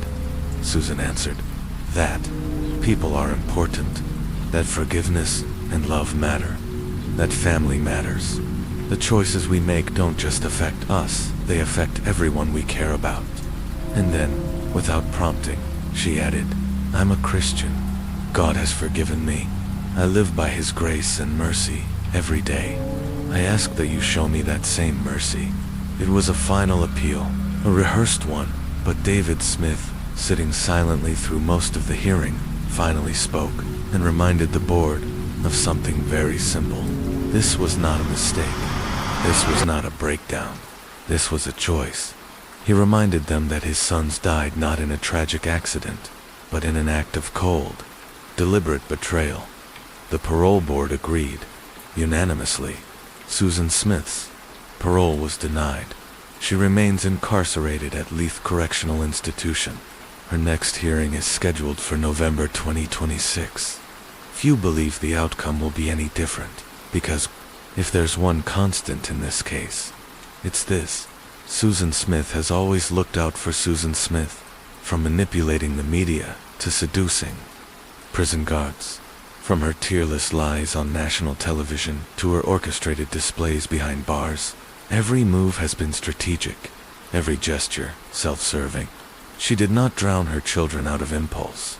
She did it because, in that moment, they were in the way. And that kind of darkness doesn't just go away. With deep resentment and a fractured home life, Mark D. refused to live with his mother and her new partner. Instead, he moved in with a man he barely knew, a decision that would steer his life deeper into the shadows. But this was no ordinary roommate. The man who took Mark in was a convicted child molester, and from that point on, the environment around Mark grew even more depraved. With the man's help, Detru rented a room in the back of a fast food restaurant in Charleroi, a neighborhood known at the time for its underground nightlife and sex trade. By day, Detru worked as an electrician in a local factory, but by night, he slipped into a world of manipulation, domination, and exploitation. He began selling sexual services not for survival, but for control. At first to the man who helped house him, and later to other male clients. It wasn't about money. For Mark, it was about power, about watching people submit. Despite dabbling in various legitimate jobs, Detru was impatient, unmotivated, and easily bored. He despised honest labor and believed that success through conventional means was for fools, so he turned fully to crime. He dealt drugs, stole cars, and trafficked stolen goods. Within a few years, Detru had built a small criminal empire, owning up to 7 properties, driving luxury cars, and portraying himself as a self-made success. But behind this manufactured image was a man full of hate, resentment, and a growing desire to dominate those weaker than him. In 1975, at the age of 21, Mark met a 16-year-old girl named Francine Dubois at an ice skating rink in La Louvière. Charmed by his confidence and maturity, Francine fell quickly. She thought she had found a protector, a provider. They married in 1976 and moved to Han-Saint-Pierre, eventually having 2 sons. But that picture of domestic bliss didn't last. Mark became controlling, jealous, and violent. He stayed out all night, cruising clubs and ice rinks, obsessively pursuing teenage girls. The family fell apart. Francine wanted out. In 1981, Mark met a quiet, soft-spoken woman named Michelle Martin. By 1982, he confessed the affair to Francine, but with a disturbing proposal. He wanted all 3 of them to live together. Francine refused. That was the final blow to their marriage. After the divorce, Mark moved in with Michelle and immediately began reshaping her identity. Michelle Martin was no longer just his partner. She became his accomplice. Even while pregnant with their first child, Mark abused her, isolated her, and pulled her deeper into his criminal world. Friends of Michelle later told police she had become a shell of her former self, utterly dependent on Mark, convinced she had no one else.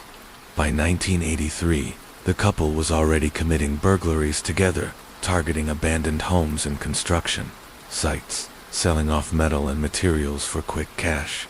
It was during one of these thefts that Mark reconnected with an old acquaintance, Patrice Chaboti, a postal worker with access to addresses and delivery schedules of elderly residents.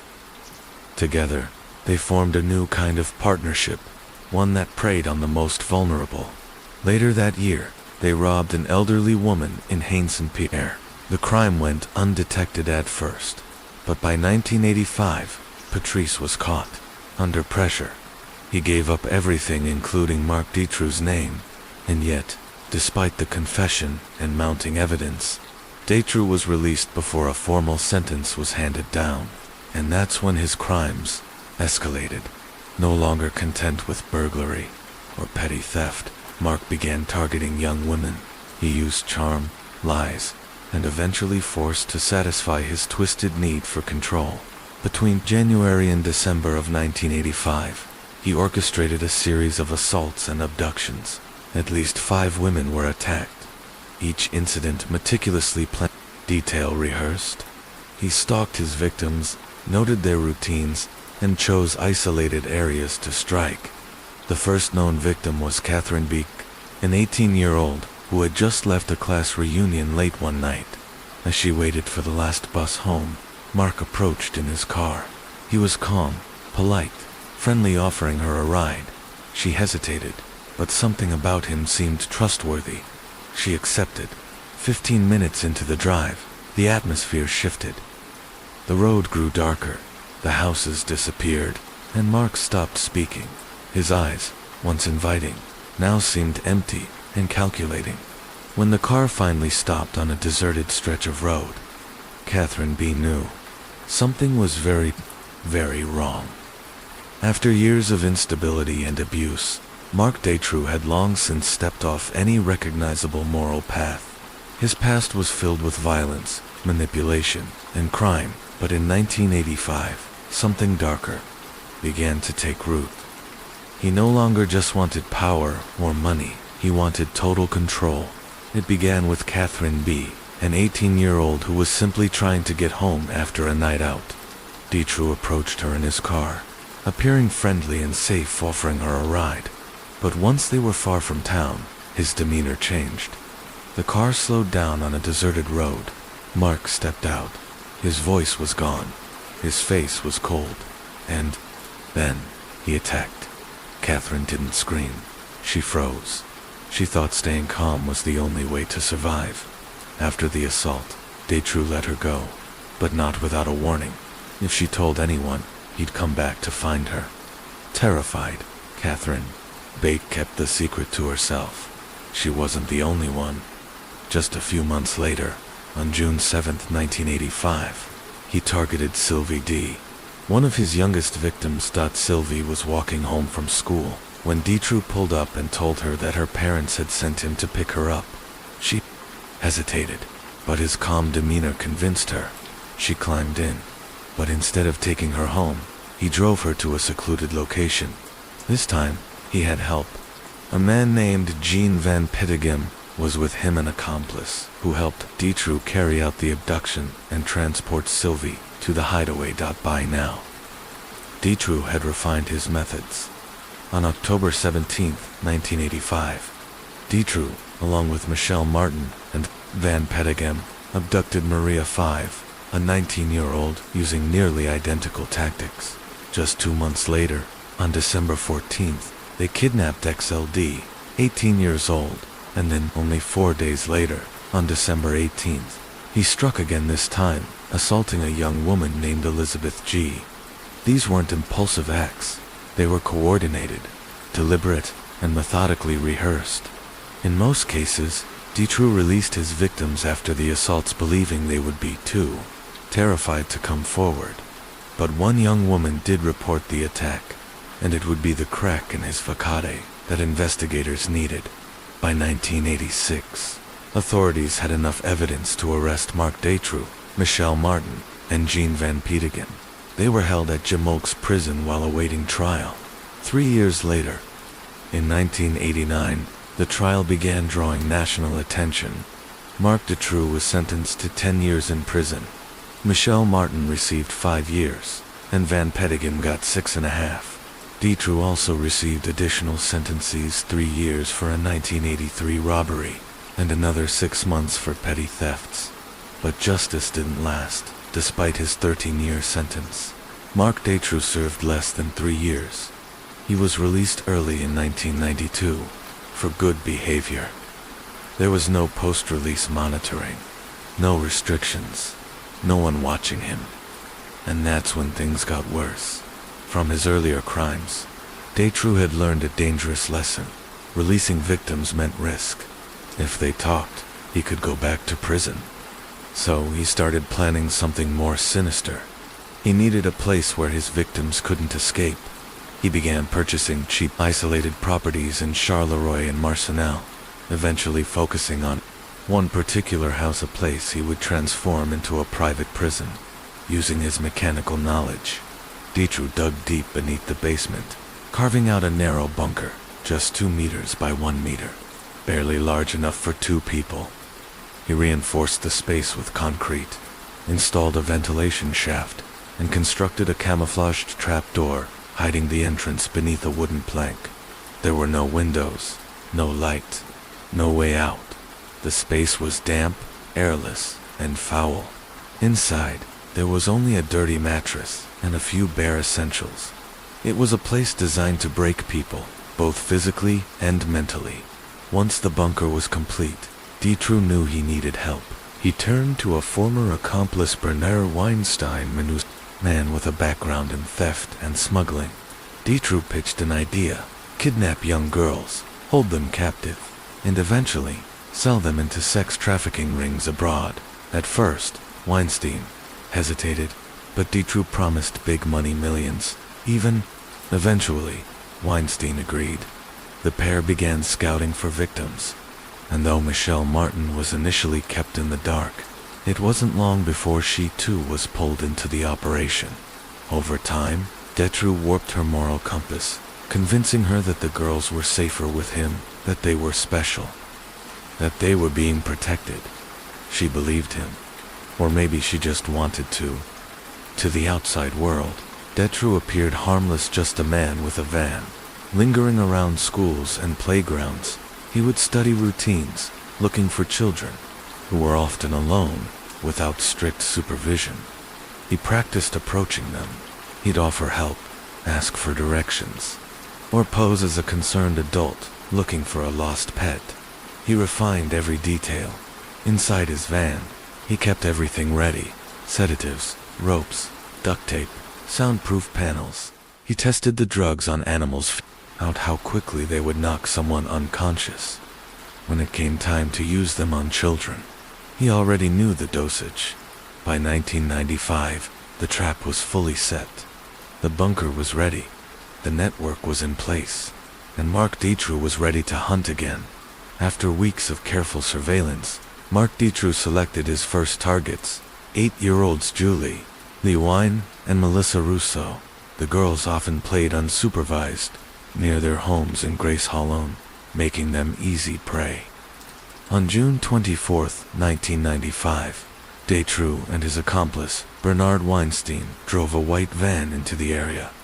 Dutroux approached the girls under the guise of needing directions, speaking in a calm, friendly tone to gain their trust. But when Julie and Melissa hesitated, Weinstein moved quickly. In a matter of seconds, they gagged the girls, forced them into the van, and drove off before anyone could intervene. Initially, Dutroux didn't hide the girls in his notorious basement.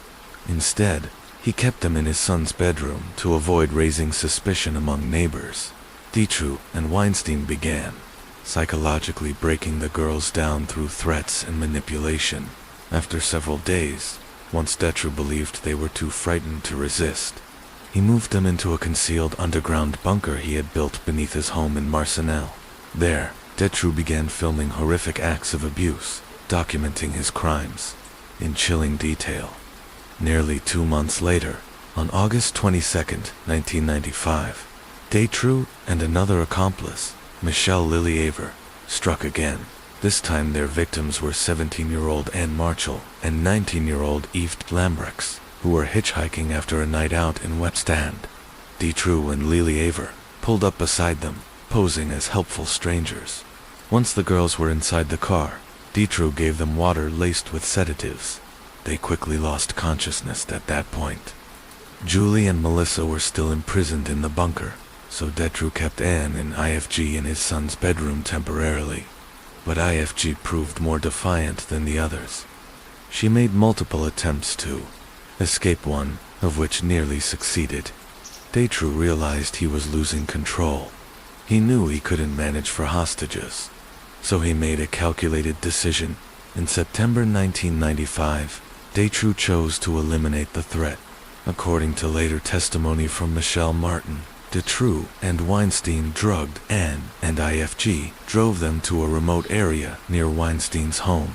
and buried them alive while they were still groggy. Not long after, Dutroux turned on Weinstein. After a botched vehicle theft that drew attention from authorities, Dutroux suspected Weinstein might betray him. To prevent any risk of exposure, he drugged Weinstein and buried him alive in the backyard of a home in Sars-le-Bougier in December 1995.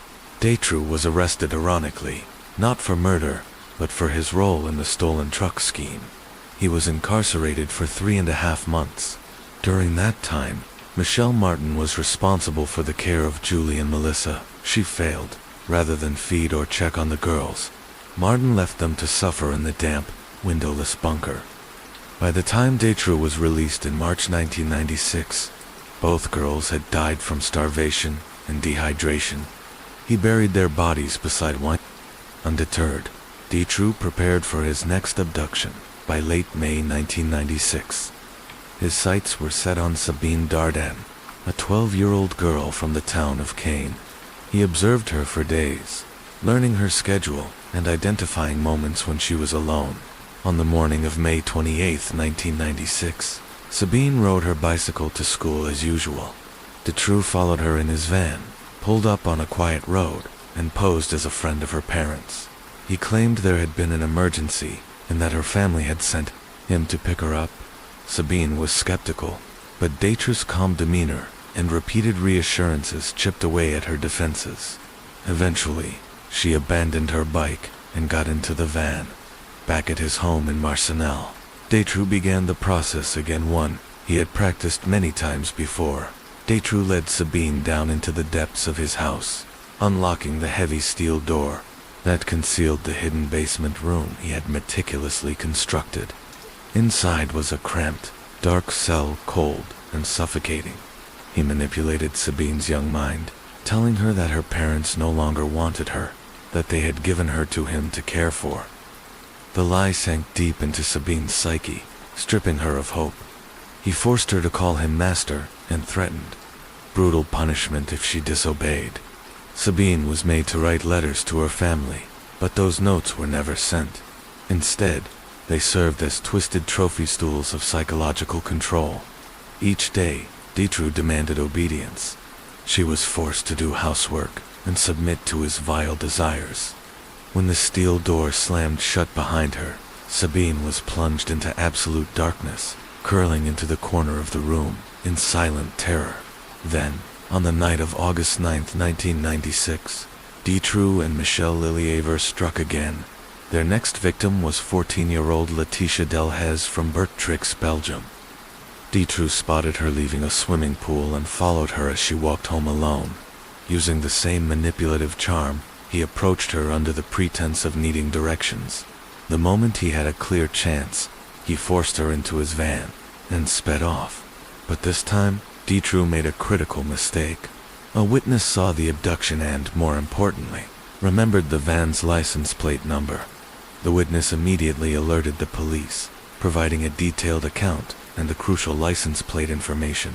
Investigators quickly traced the van to Marc Dutroux, a known offender with a disturbing criminal past. With urgency mounting, law enforcement launched a full surveillance operation around Dutroux's home in Marcinelle. They knew time was running out and believed the girl might still be alive.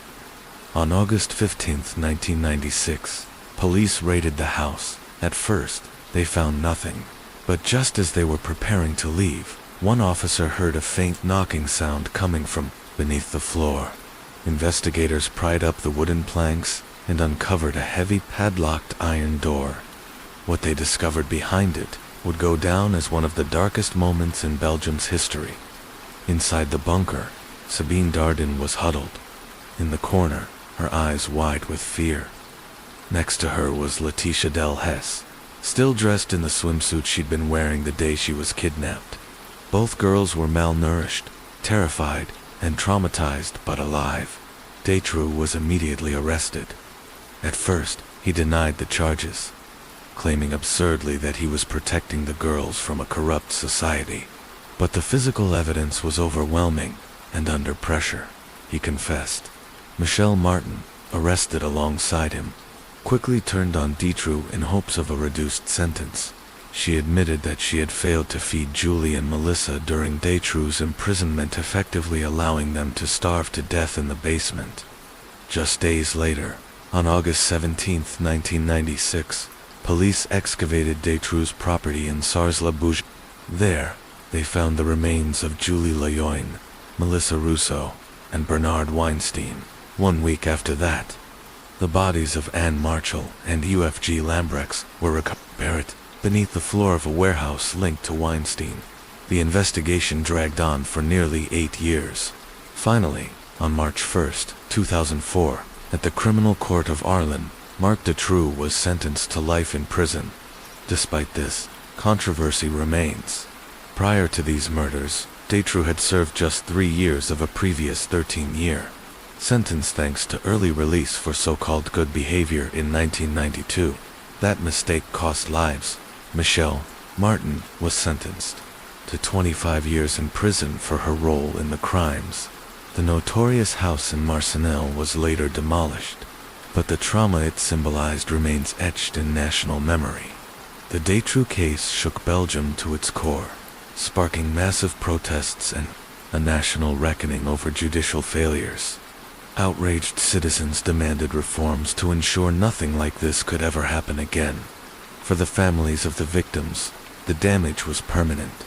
They spoke out, saying the system allowed a predator to walk free while they would spend the rest of their lives enduring unimaginable loss. Caesar's grip on Magdalena tightened with every passing day as she tried to resume her studies and reclaim her independence. He ramped up his control, pressuring her to quit school, abandon work, and dedicate herself solely to being a wife and mother. But Magdalena refused. She had no intention of becoming another silenced woman trapped in a loveless marriage, like her mother had been. That quiet rebellion would set off a chain of events that would end in unspeakable tragedy. Caesar's behavior grew increasingly extreme. He forbade her from wearing makeup, from dressing nicely, from even going out to exercise.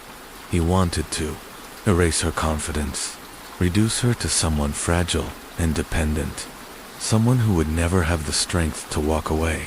It began to show. Magdalena's health declined sharply. She became gaunt, pale, and visibly exhausted. Her once vibrant energy faded. Her mother, Maria, noticed the change immediately.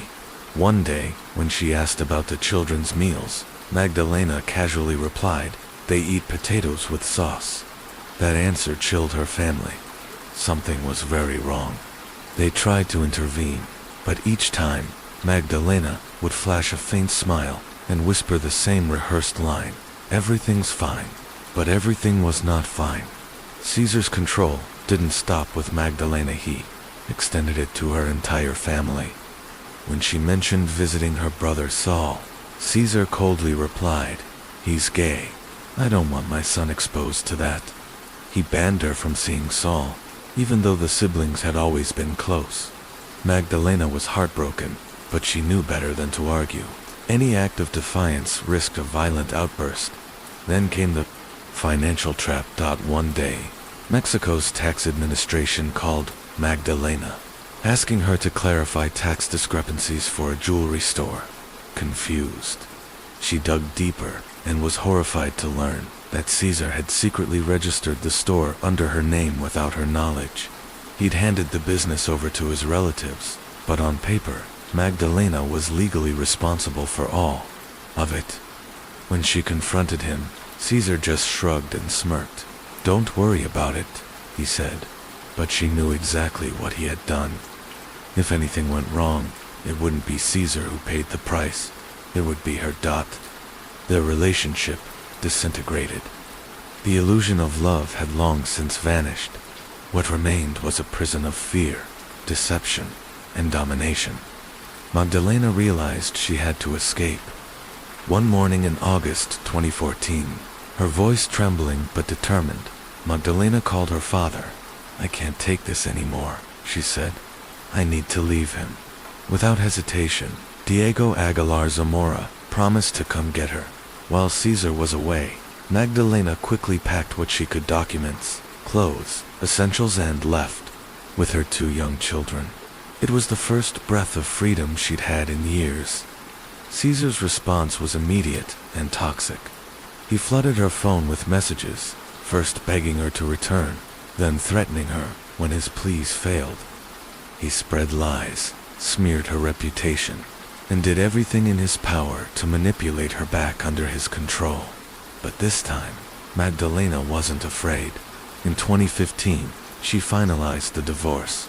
She was free legally, at least, but because they shared custody of their children, she still had to maintain contact with Caesar, and every exchange was a new opportunity for him to torment her. Despite the ongoing harassment, Magdalena began to rebuild her life.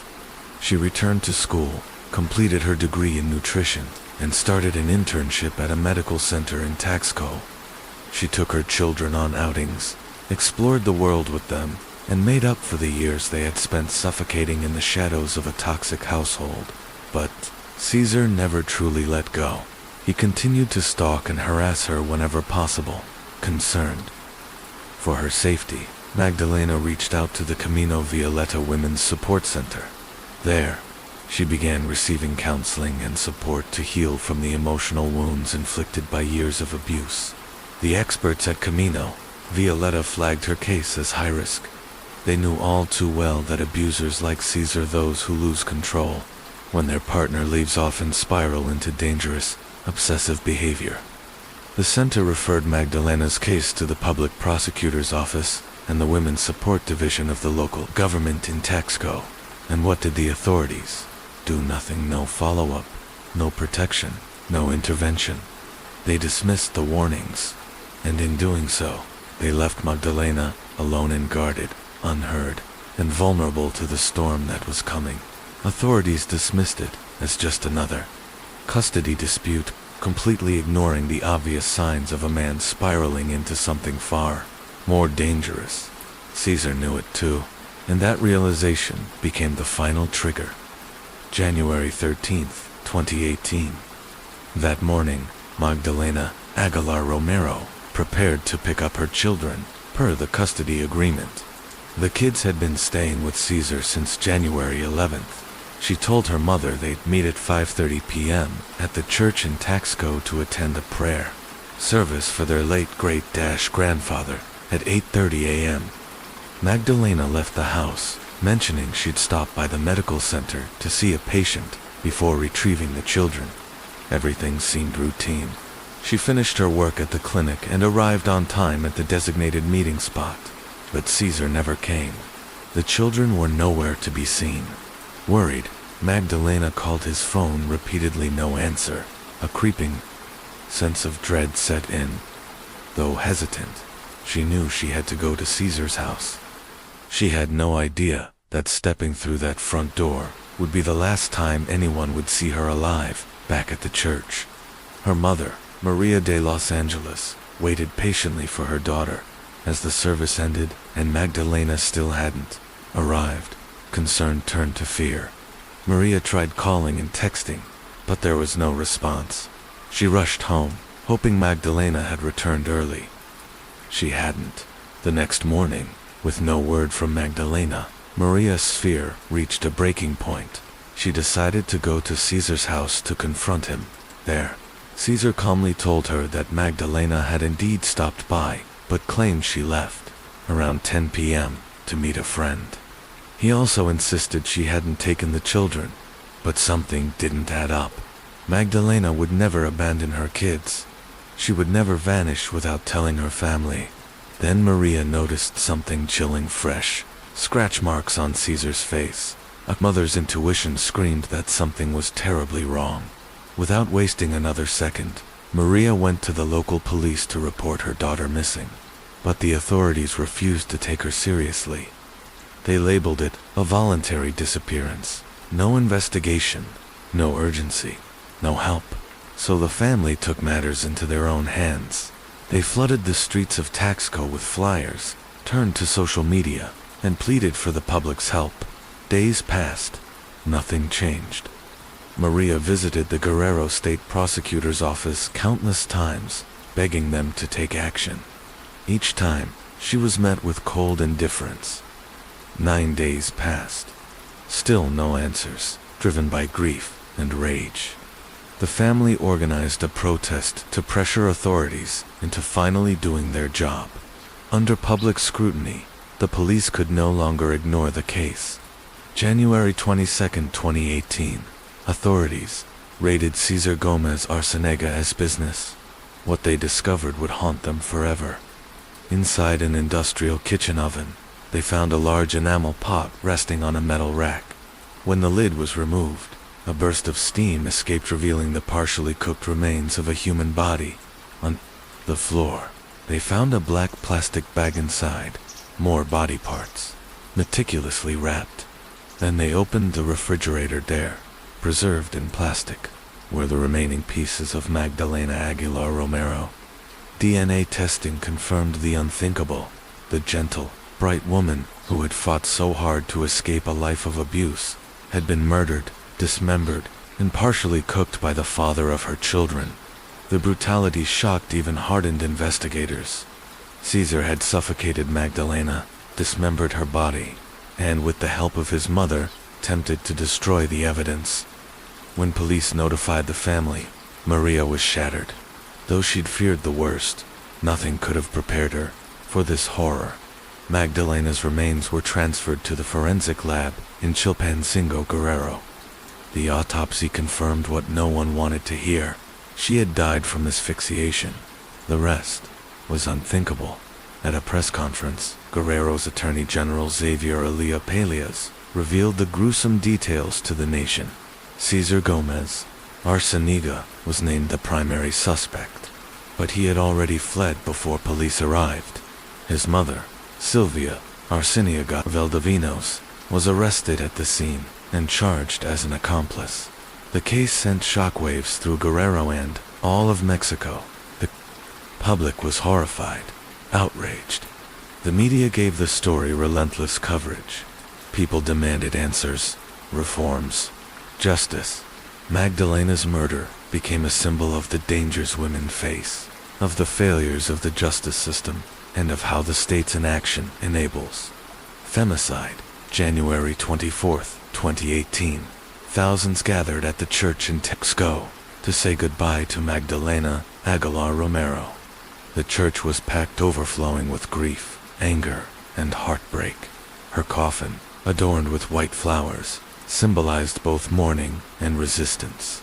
Outside, a sea of mourners transformed the funeral into a powerful protest. They marched through the streets, holding signs and chanting, "We are all Magdalena, not one more. We demand justice." It wasn't just a call for accountability, it was a warning, a cry, a vow that Magdalena's death would not be forgotten. Public outrage surged as the horrifying details of Magdalena Aguilar Romero's murder came to light, and with it, fury at the authorities' earlier negligence. The government could no longer ignore the storm. Under immense pressure, a serious investigation was finally launched. What investigators discovered next only deepened the national grief and anger. Magdalena's own children, just 4 and 6 years old, had witnessed their mother being murdered by their father and grandmother. The country was stunned. The emotional weight of the case triggered an even greater wave of public outrage. Citizens in Texco and beyond continued to march in the streets, demanding justice and harsh punishment for those responsible. But Cesar Gomez Arcenega was nowhere to be found. The Guerrero prosecutor's office issued a reward of 500,000 pesos, about $30,000 USD, for information leading to his arrest. Still, he had clearly planned his escape. Early efforts to locate him failed. It was as though he had vanished. Despite that, the fire of resistance did not die. Magdalena's family, women's rights organizations, and local activists kept her story alive. They protested relentlessly, pushing for transparency and justice. Her name became a rallying cry in marches, a headline in national campaigns against femicide and domestic violence. The government may have been slow, but the people refused to be. Every border, every known associate of Caesar was placed under surveillance. But rumors began to swirl. Some said he had fled to Guatemala. Others believed he was hiding deep in the mountains of Guerrero territory, controlled by cartels, while Caesar remained a fugitive. On December 6, 2019, his mother, Silvia Arciniaga Valdivinos, finally faced justice. Found guilty of assisting in the disposal of Magdalena's body, she was sentenced to 40 years in prison. The court also ordered her to compensate Magdalena's family, though no financial amount could ever account for what they lost. Caesar, meanwhile, continued to elude capture. An international arrest warrant was issued through Interpol. The manhunt stretched on for long years of evasion, lies, and silence, until, finally, on July 19, 2022, it ended. Cesar Gomez Arciniaga was arrested in Tijuana, a border city notorious for hiding fugitives. He was found drinking in an alley in the Juan Bosco neighborhood. When police moved in, Caesar didn't resist. Instead, he tried to pass himself off as Massimo Herrera Garcia, but the truth caught up with him. Authorities confirmed his identity on the spot. The Baja California Attorney General's office quickly handed him over to the authorities in Guerrero. He was charged with femicide, the gender-based killing of a woman, one of the gravest charges under Mexican law. But Caesar wasn't finished trying to manipulate the system. Held at the Guerrero Social Reintegration Center, he delayed trial proceedings by repeatedly requesting new legal representation. This was a deliberate tactic, drag the trial out, inflict more suffering on Magdalena's family. The delays meant Magdalena's children, now 12 and 10, had to give repeated testimonies, in court reliving the nightmare they had once witnessed. Their statements were vital to the prosecution, but each recollection deepened their emotional wounds. Though both children received trauma therapy, can anyone ever truly recover from witnessing their mother's murder? In May 2023, Magdalena's brother took to social media to share his family's continued pain. In a heartfelt video, he demanded that Caesar face justice. His words struck a chord. Even though my nephew's testimonies helped convict Silvia, we still wait for justice for my sister. This trial cannot go on forever. The video went viral. Public support surged. The pressure on the justice system intensified. Finally, in November 2023, more than 5 years after the murder, Cesar Gomez Arciniaga was sentenced to 55 years in prison for the brutal killing of Magdalena Aguilar Romero. Justice, at last. But no prison term could undo what had happened. No sentence could bring Magdalena back. No courtroom could erase the suffering her family had endured. This wasn't just a crime. It was a reckoning. A brutal reminder of the dangers women face every day, of the consequences of silence, of the cost of government indifference. Magdalena Aguilar Romero didn't live to see justice done, but her name now stands as a symbol, a rallying cry for change. Her story continues to echo, warning of what happens when violence is ignored, when cries for help go unanswered. Tiffany Hall also became a mother at just 16, not long after. She gave birth to a second child, but by the end of that same year, 1999, her life took a disturbing turn. She lost custody of her firstborn when social workers found the 2-month-old in a horrifying state, severely malnourished, limp, and unresponsive. The neglect was so profound that, by age 5, the child was still in diapers and struggled with basic speech, able to produce only incoherent sounds. And yet, in 2002, in a deeply controversial decision, Tiffany was granted custody again. The Illinois Department of Children and Family Services deemed her no longer a risk, and prosecutors declined to press charges. It should have been a fresh start, a second chance. But that fragile glimmer of hope was soon crushed. By the age of 23, Tiffany Hall had spiraled deeper into crime. She was arrested for possession of stolen credit cards, just one in a growing string of legal troubles that followed her like a shadow. Meanwhile, her childhood best friend, Jamila Tunstall, was trying to move forward. While Tiffany descended into chaos, Jamila worked to rebuild a peaceful life for her children. By 2006, she was expecting her fourth child, a baby girl, and looking ahead with cautious optimism. Despite their different paths, the bond between Tiffany and Jamila remained unbroken. Tiffany often babysat Jamila's children, as if holding on to the last remnants of their sisterhood, but beneath the surface, a horrifying plan was already taking shape. On September 15, 2006, Tiffany Hall made a frantic 911 call, sobbing uncontrollably. She claimed she had suffered a miscarriage at Frank Holton State Park and that the baby had been stillborn. Paramedics rushed to the scene and found Tiffany clutching the body of a lifeless newborn. Her performance was gut-wrenching, grief-stricken, inconsolable. She was taken to the hospital with the baby, but almost immediately, doctors noticed something was off.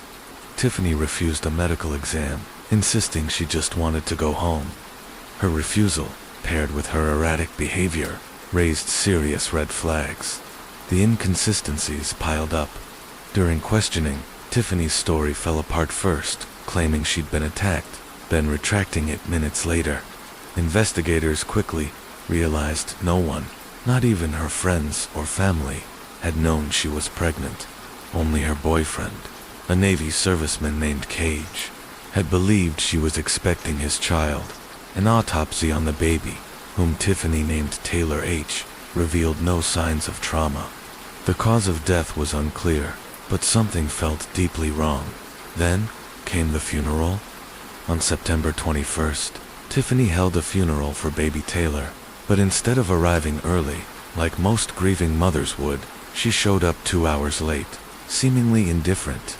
She even postponed the ceremony last minute, claiming more family members were coming, though only 2 ever arrived. Among the small group of mourners was her boyfriend Cage. He had taken leave from his Navy post to attend the service, believing he was burying his daughter. But as the funeral ended, an ominous silence hung in the air because Jamila Tunstall, Tiffany's best friend, had been missing for days. No one had heard from her. She wasn't answering calls or messages. Her social media had gone dark. Her family and friends were frantic, and then came the confession. After the funeral, Tiffany pulled Cage aside. In a moment so cold it defied belief, she casually said, "I took the baby out of my best friend's stomach." Cage froze. His mind raced. The words didn't make sense until they did. A wave of nausea hit him. The realization settled like ice in his veins. Tiffany hadn't miscarried. She hadn't given birth. She had murdered Jamelin, cut the unborn baby from her womb. Cage knew he had to act now, before more lives were lost. Cage didn't hesitate. As soon as Tiffany whispered those horrifying words, "I took the baby out of my best friend's stomach," he grabbed his phone and called the police. Within hours, officers launched a full-scale search for the missing woman, Jamila. For 6 excruciating days, her loved ones clung to fading hope. They barely ate, barely slept, waiting, praying for a miracle. And then, the nightmare became reality. A patrol unit discovered Jamila's lifeless body in a dense, overgrown lot just blocks from Tiffany's home. Her corpse was mutilated, her abdomen ripped open. Scattered nearby, officers found a pair of blood-stained scissors, the very weapon Tiffany had used to cut Jamila's baby from her womb. News of the crime sent shockwaves across the country. A pregnant woman, killed in cold blood. Her unborn child ripped from her body by her best friend. And that night, Tiffany Hall was arrested.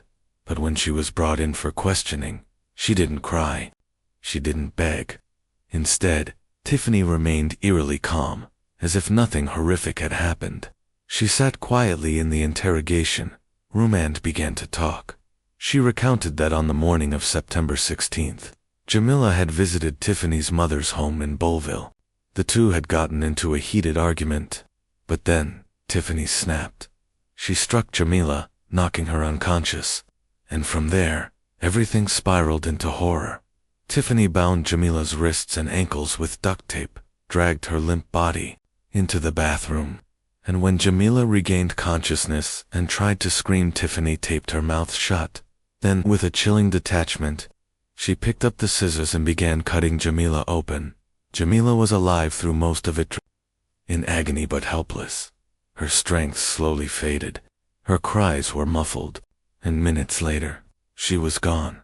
A lifelong friendship had ended in the most inhuman and barbaric way imaginable. Afterward, Tiffany wrapped Jamila's body in a shower curtain and dragged it to the vacant field, hoping no one would find it. But what made the crime even more disturbing was this. It wasn't impulsive. It was premeditated. 1 week earlier, Tiffany had purchased a homemade birthing kit: scissors, latex gloves, rubbing alcohol, a syringe. She had been planning this all along. For months, she had faked a pregnancy. She even stuffed her clothing, bought diapers and bottles, and told her Navy boyfriend, Cage, that the baby was his. It was all part of a twisted lie to lure him home and keep him in her life. But no one expected what came next. As the investigation deepened, a horrifying realization hit the authorities. Jamila's 3 children were also missing. No one had seen them since the day Jamila disappeared. A new wave of fear gripped the community. Had Tiffany murdered them too? On September 22nd, police intensified their search. They raided Jamila's apartment, hoping to find the children or some clue to their whereabouts. They released photos of the kids to the media. Every lead mattered. Every hour counted.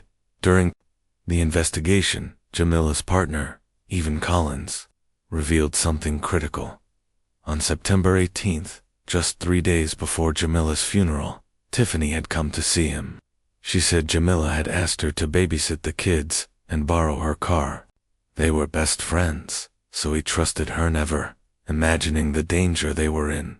Police turned their full attention to Tiffany once more, and under mounting pressure, she finally confessed. She told them exactly where to find the children. The next morning, officers returned to Jamila's apartment.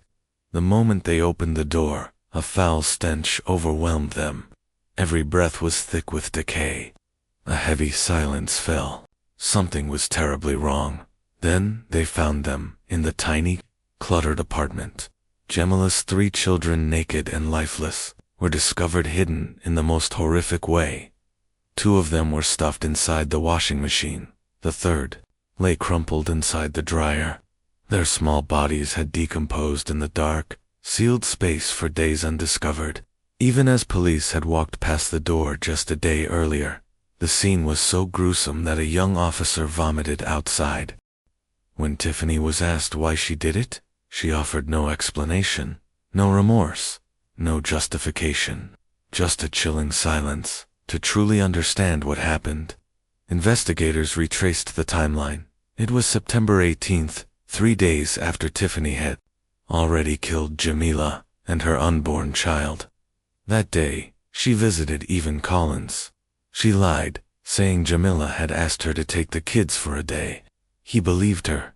She brought the children back to the apartment. They likely thought everything was fine. Tiffany looked at them and said, "It's bath time," but instead of bath water and bubbles. What followed was one of the most horrifying crimes ever committed in East St. Louis. The same bathroom where Tiffany Hall had murdered her best friend, Jamila Tunstall, became the setting for an even darker nightmare. One by one, she drowned Jamila's 3 children in the bathtub. Demon, just 7 years old. Even, only 2. Janella, barely a year old.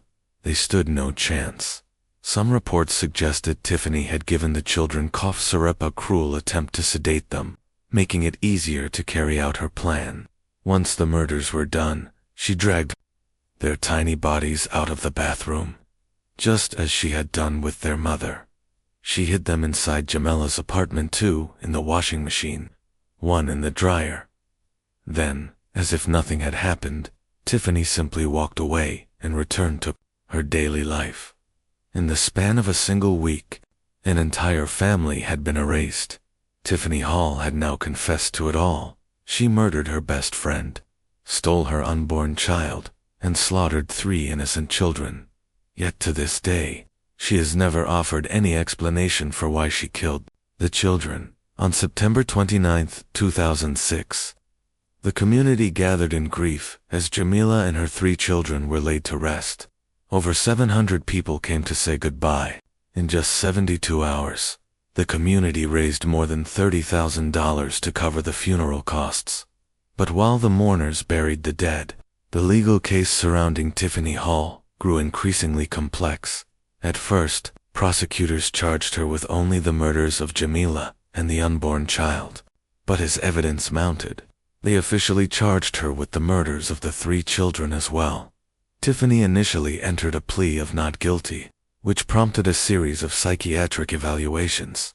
She was first represented by a public defender, but once the state announced it would seek the death penalty, a more experienced attorney, James Gray, was brought in. Gray revealed that while Tiffany had been deemed mentally competent to stand trial, her mental health history was deeply troubling. She had an IQ of just 70, placing her at the threshold of intellectual disability. And yet, what shocked many was that Tiffany herself was a mother. Her own daughters were just 5 and 8 years old at the time of the crimes. Finally, on June 10, 2008, the trial concluded. Tiffany Hall was sentenced to life in prison without the possibility of parole, a verdict reflecting the sheer brutality of her crimes. 5 innocent lives lost, no chance at redemption, no possibility of release. But the legal battle wasn't over. In September 2008, Tiffany attempted to withdraw her guilty plea, claiming ineffective legal counsel. The court denied her request. In 2012, she tried again, arguing that her attorney had failed to investigate her mental health at the time of her plea. Again, she was rejected. Yet Tiffany persisted. She claimed her original attorney hadn't received her psychiatric evaluation until 2 days after she'd already pleaded guilty, raising troubling questions. Had she truly understood the charges? Was she mentally fit to enter a plea? Medical records later revealed that Tiffany had suffered from a long list of severe psychological disorders: psychotic disorders, post-traumatic stress disorder, schizophrenia, bipolar disorder, major depressive disorder, mild intellectual disability. Ignited a national debate. Should the justice system treat mentally ill criminals differently? Can someone with that level of psychological disturbance be fully accountable for such heinous acts? In response, the court overturned a previous denial, allowing Tiffany to continue appealing her case. Between 2015 and 2016, she filed several more requests for a new attorney. All were denied, but in 2020, Tiffany won a critical motion, granting her the right to reopen her post-conviction appeal. Today, Tiffany Hall remains behind bars at the Logan Correctional Center in Lincoln, Illinois. While her legal fight drags on, Jamila's family finds cold comfort only in knowing that Tiffany is no longer free. This case will forever haunt the collective memory of East St. Louis. Not just for the inhuman violence Tiffany Hall inflicted, but for the unanswered questions that linger. How could a mother, someone who bore children herself, destroy another family so completely? And how do we, as a society, deal with criminals suffering from profound mental illness when the consequences of their actions are this monstrous? The story of Tiffany Hall remains one of the most chilling cases in modern American criminal history, a story of betrayal, manipulation, untreated illness, and 5 innocent lives stolen far too soon. Case 8. The Beginning of a Nightmare. Wim Krallen, April 17, 1933. In the industrial city of Hindenburg, Germany, Wim Georg Krall was born into a struggling working-class family. He was the 6th of 9 children, raised in a home plagued by poverty, war, and emotional neglect. His father, a steel mill worker, was a harsh and domineering man who ruled the household with fear. His mother, Maria Krall, was quiet and submissive. enduring her husband's anger without resistance. The children grew up in a tense, loveless environment where fear was constant and affection was rare. From a young age, Wim stood out and, not in a good way. He showed clear signs of intellectual disability. He struggled to read, couldn't understand numbers, and quickly became the target of ridicule from his classmates, who mocked him as slow or stupid. When World War II broke out in 1939, the Kroll family's suffering deepened. Food became scarce, hunger was a daily battle, and violence filled the streets. Wim's body was thin, frail, and undernourished. He often went to bed hungry. In 1943, his father was drafted into the army. While this devastated the family, for Wim, it brought relief. The daily beatings and verbal abuse stopped. But that didn't mean life improved. By the time the war ended, in 1945, Germany was a landscape of devastation.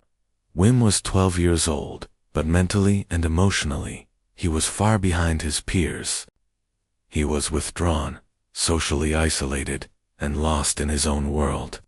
His mother was too overwhelmed to notice, and the neighbors only saw him as the strange, quiet boy next door.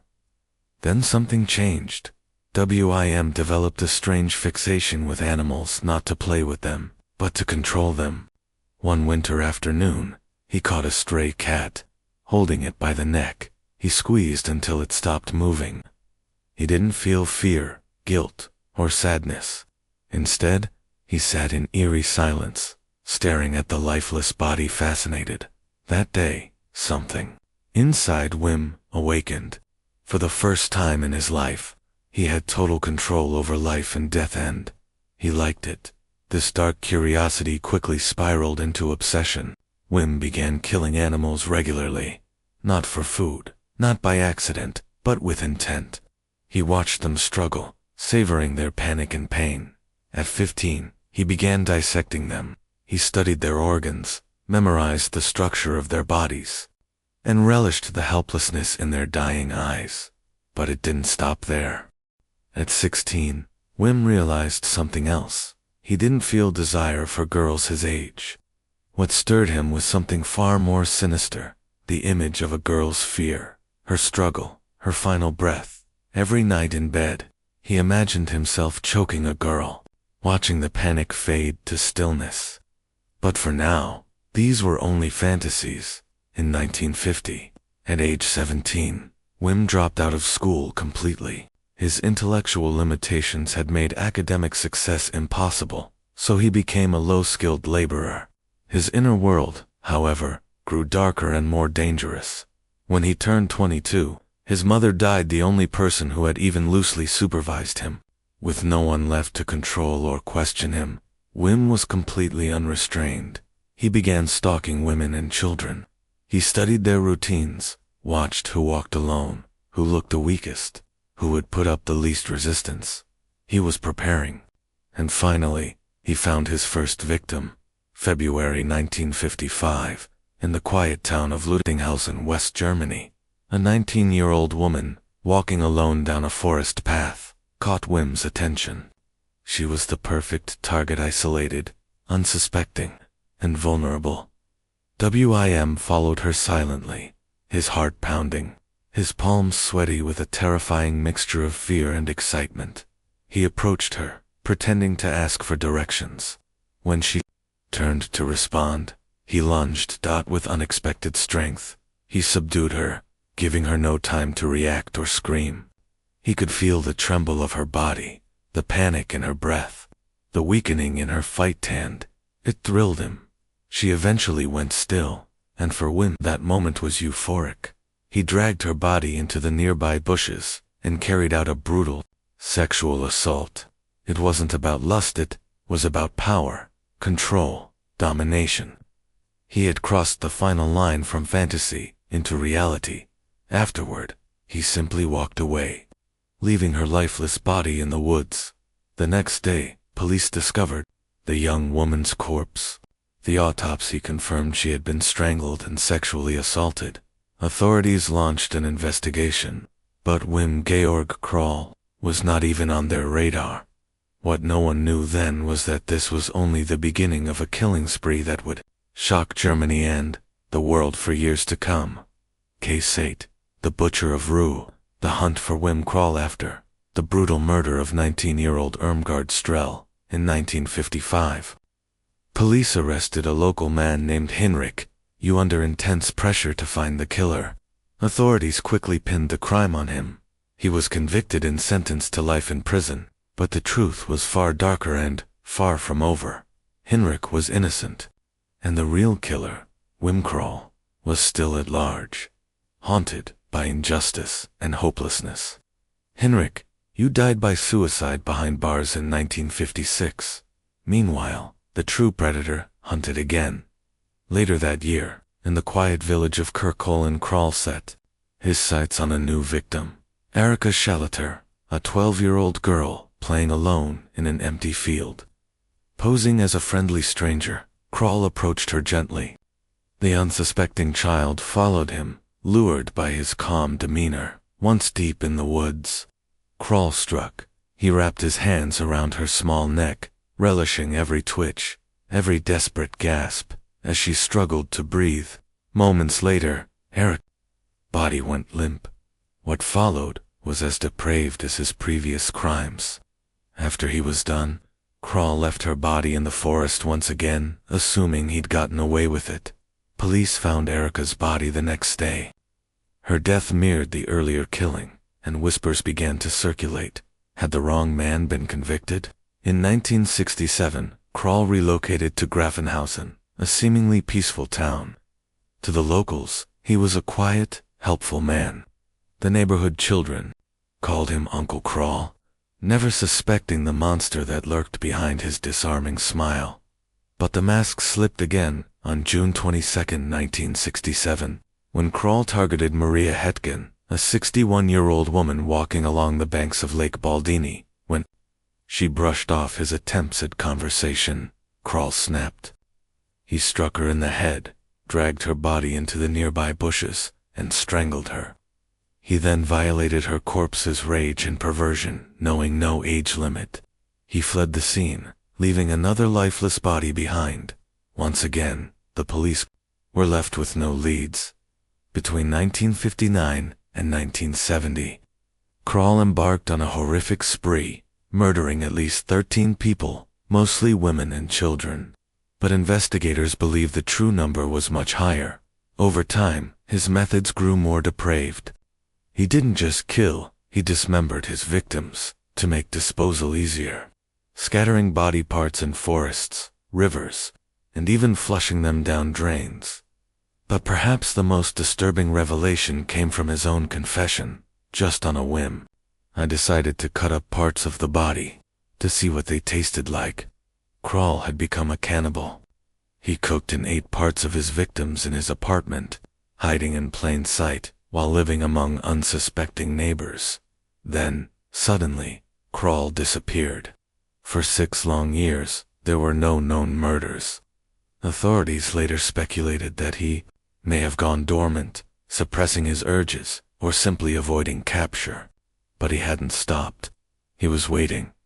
On July 3, 1976, Krall returned and, this time, the victim was Marion Ketter, a 4-year-old girl. She vanished while playing at a local playground in the Lahr district of Duisburg, just a short walk from Krall's apartment. Unlike previous attacks, Krall didn't strike in the open. He lured Marion into his home. There, he carried out his 14th and final murder. After killing and dismembering the child, Krall attempted to dispose of her remains by flushing parts of her body, specifically her intestines, down the shared toilet in his apartment building, but the old plumbing system couldn't handle it. Later that day, a neighbor complained that the toilet was severely clogged. When asked if he knew anything about it, Krall gave a response so bizarre it was brushed off as a joke. "The toilet's clogged. It's full of intestines." The neighbor, disturbed but unsure of what to believe, dismissed the comment as one of Krall's odd quirks. That same day, residents saw Krall tossing blood-stained clothes into the trash. Rumors began to swirl. Something wasn't right. Meanwhile, the search for Marion Ketter had already begun. Police canvassed the neighborhood, going door to door. No one offered useful information either out of fear or disbelief. Then came the phone call. On the morning of July 4th, 1976, a resident of the building finally alerted police, reporting both the blocked toilet and Crawl's chilling remark. Investigators arrived and opened the plumbing system. What they found confirmed their worst fears.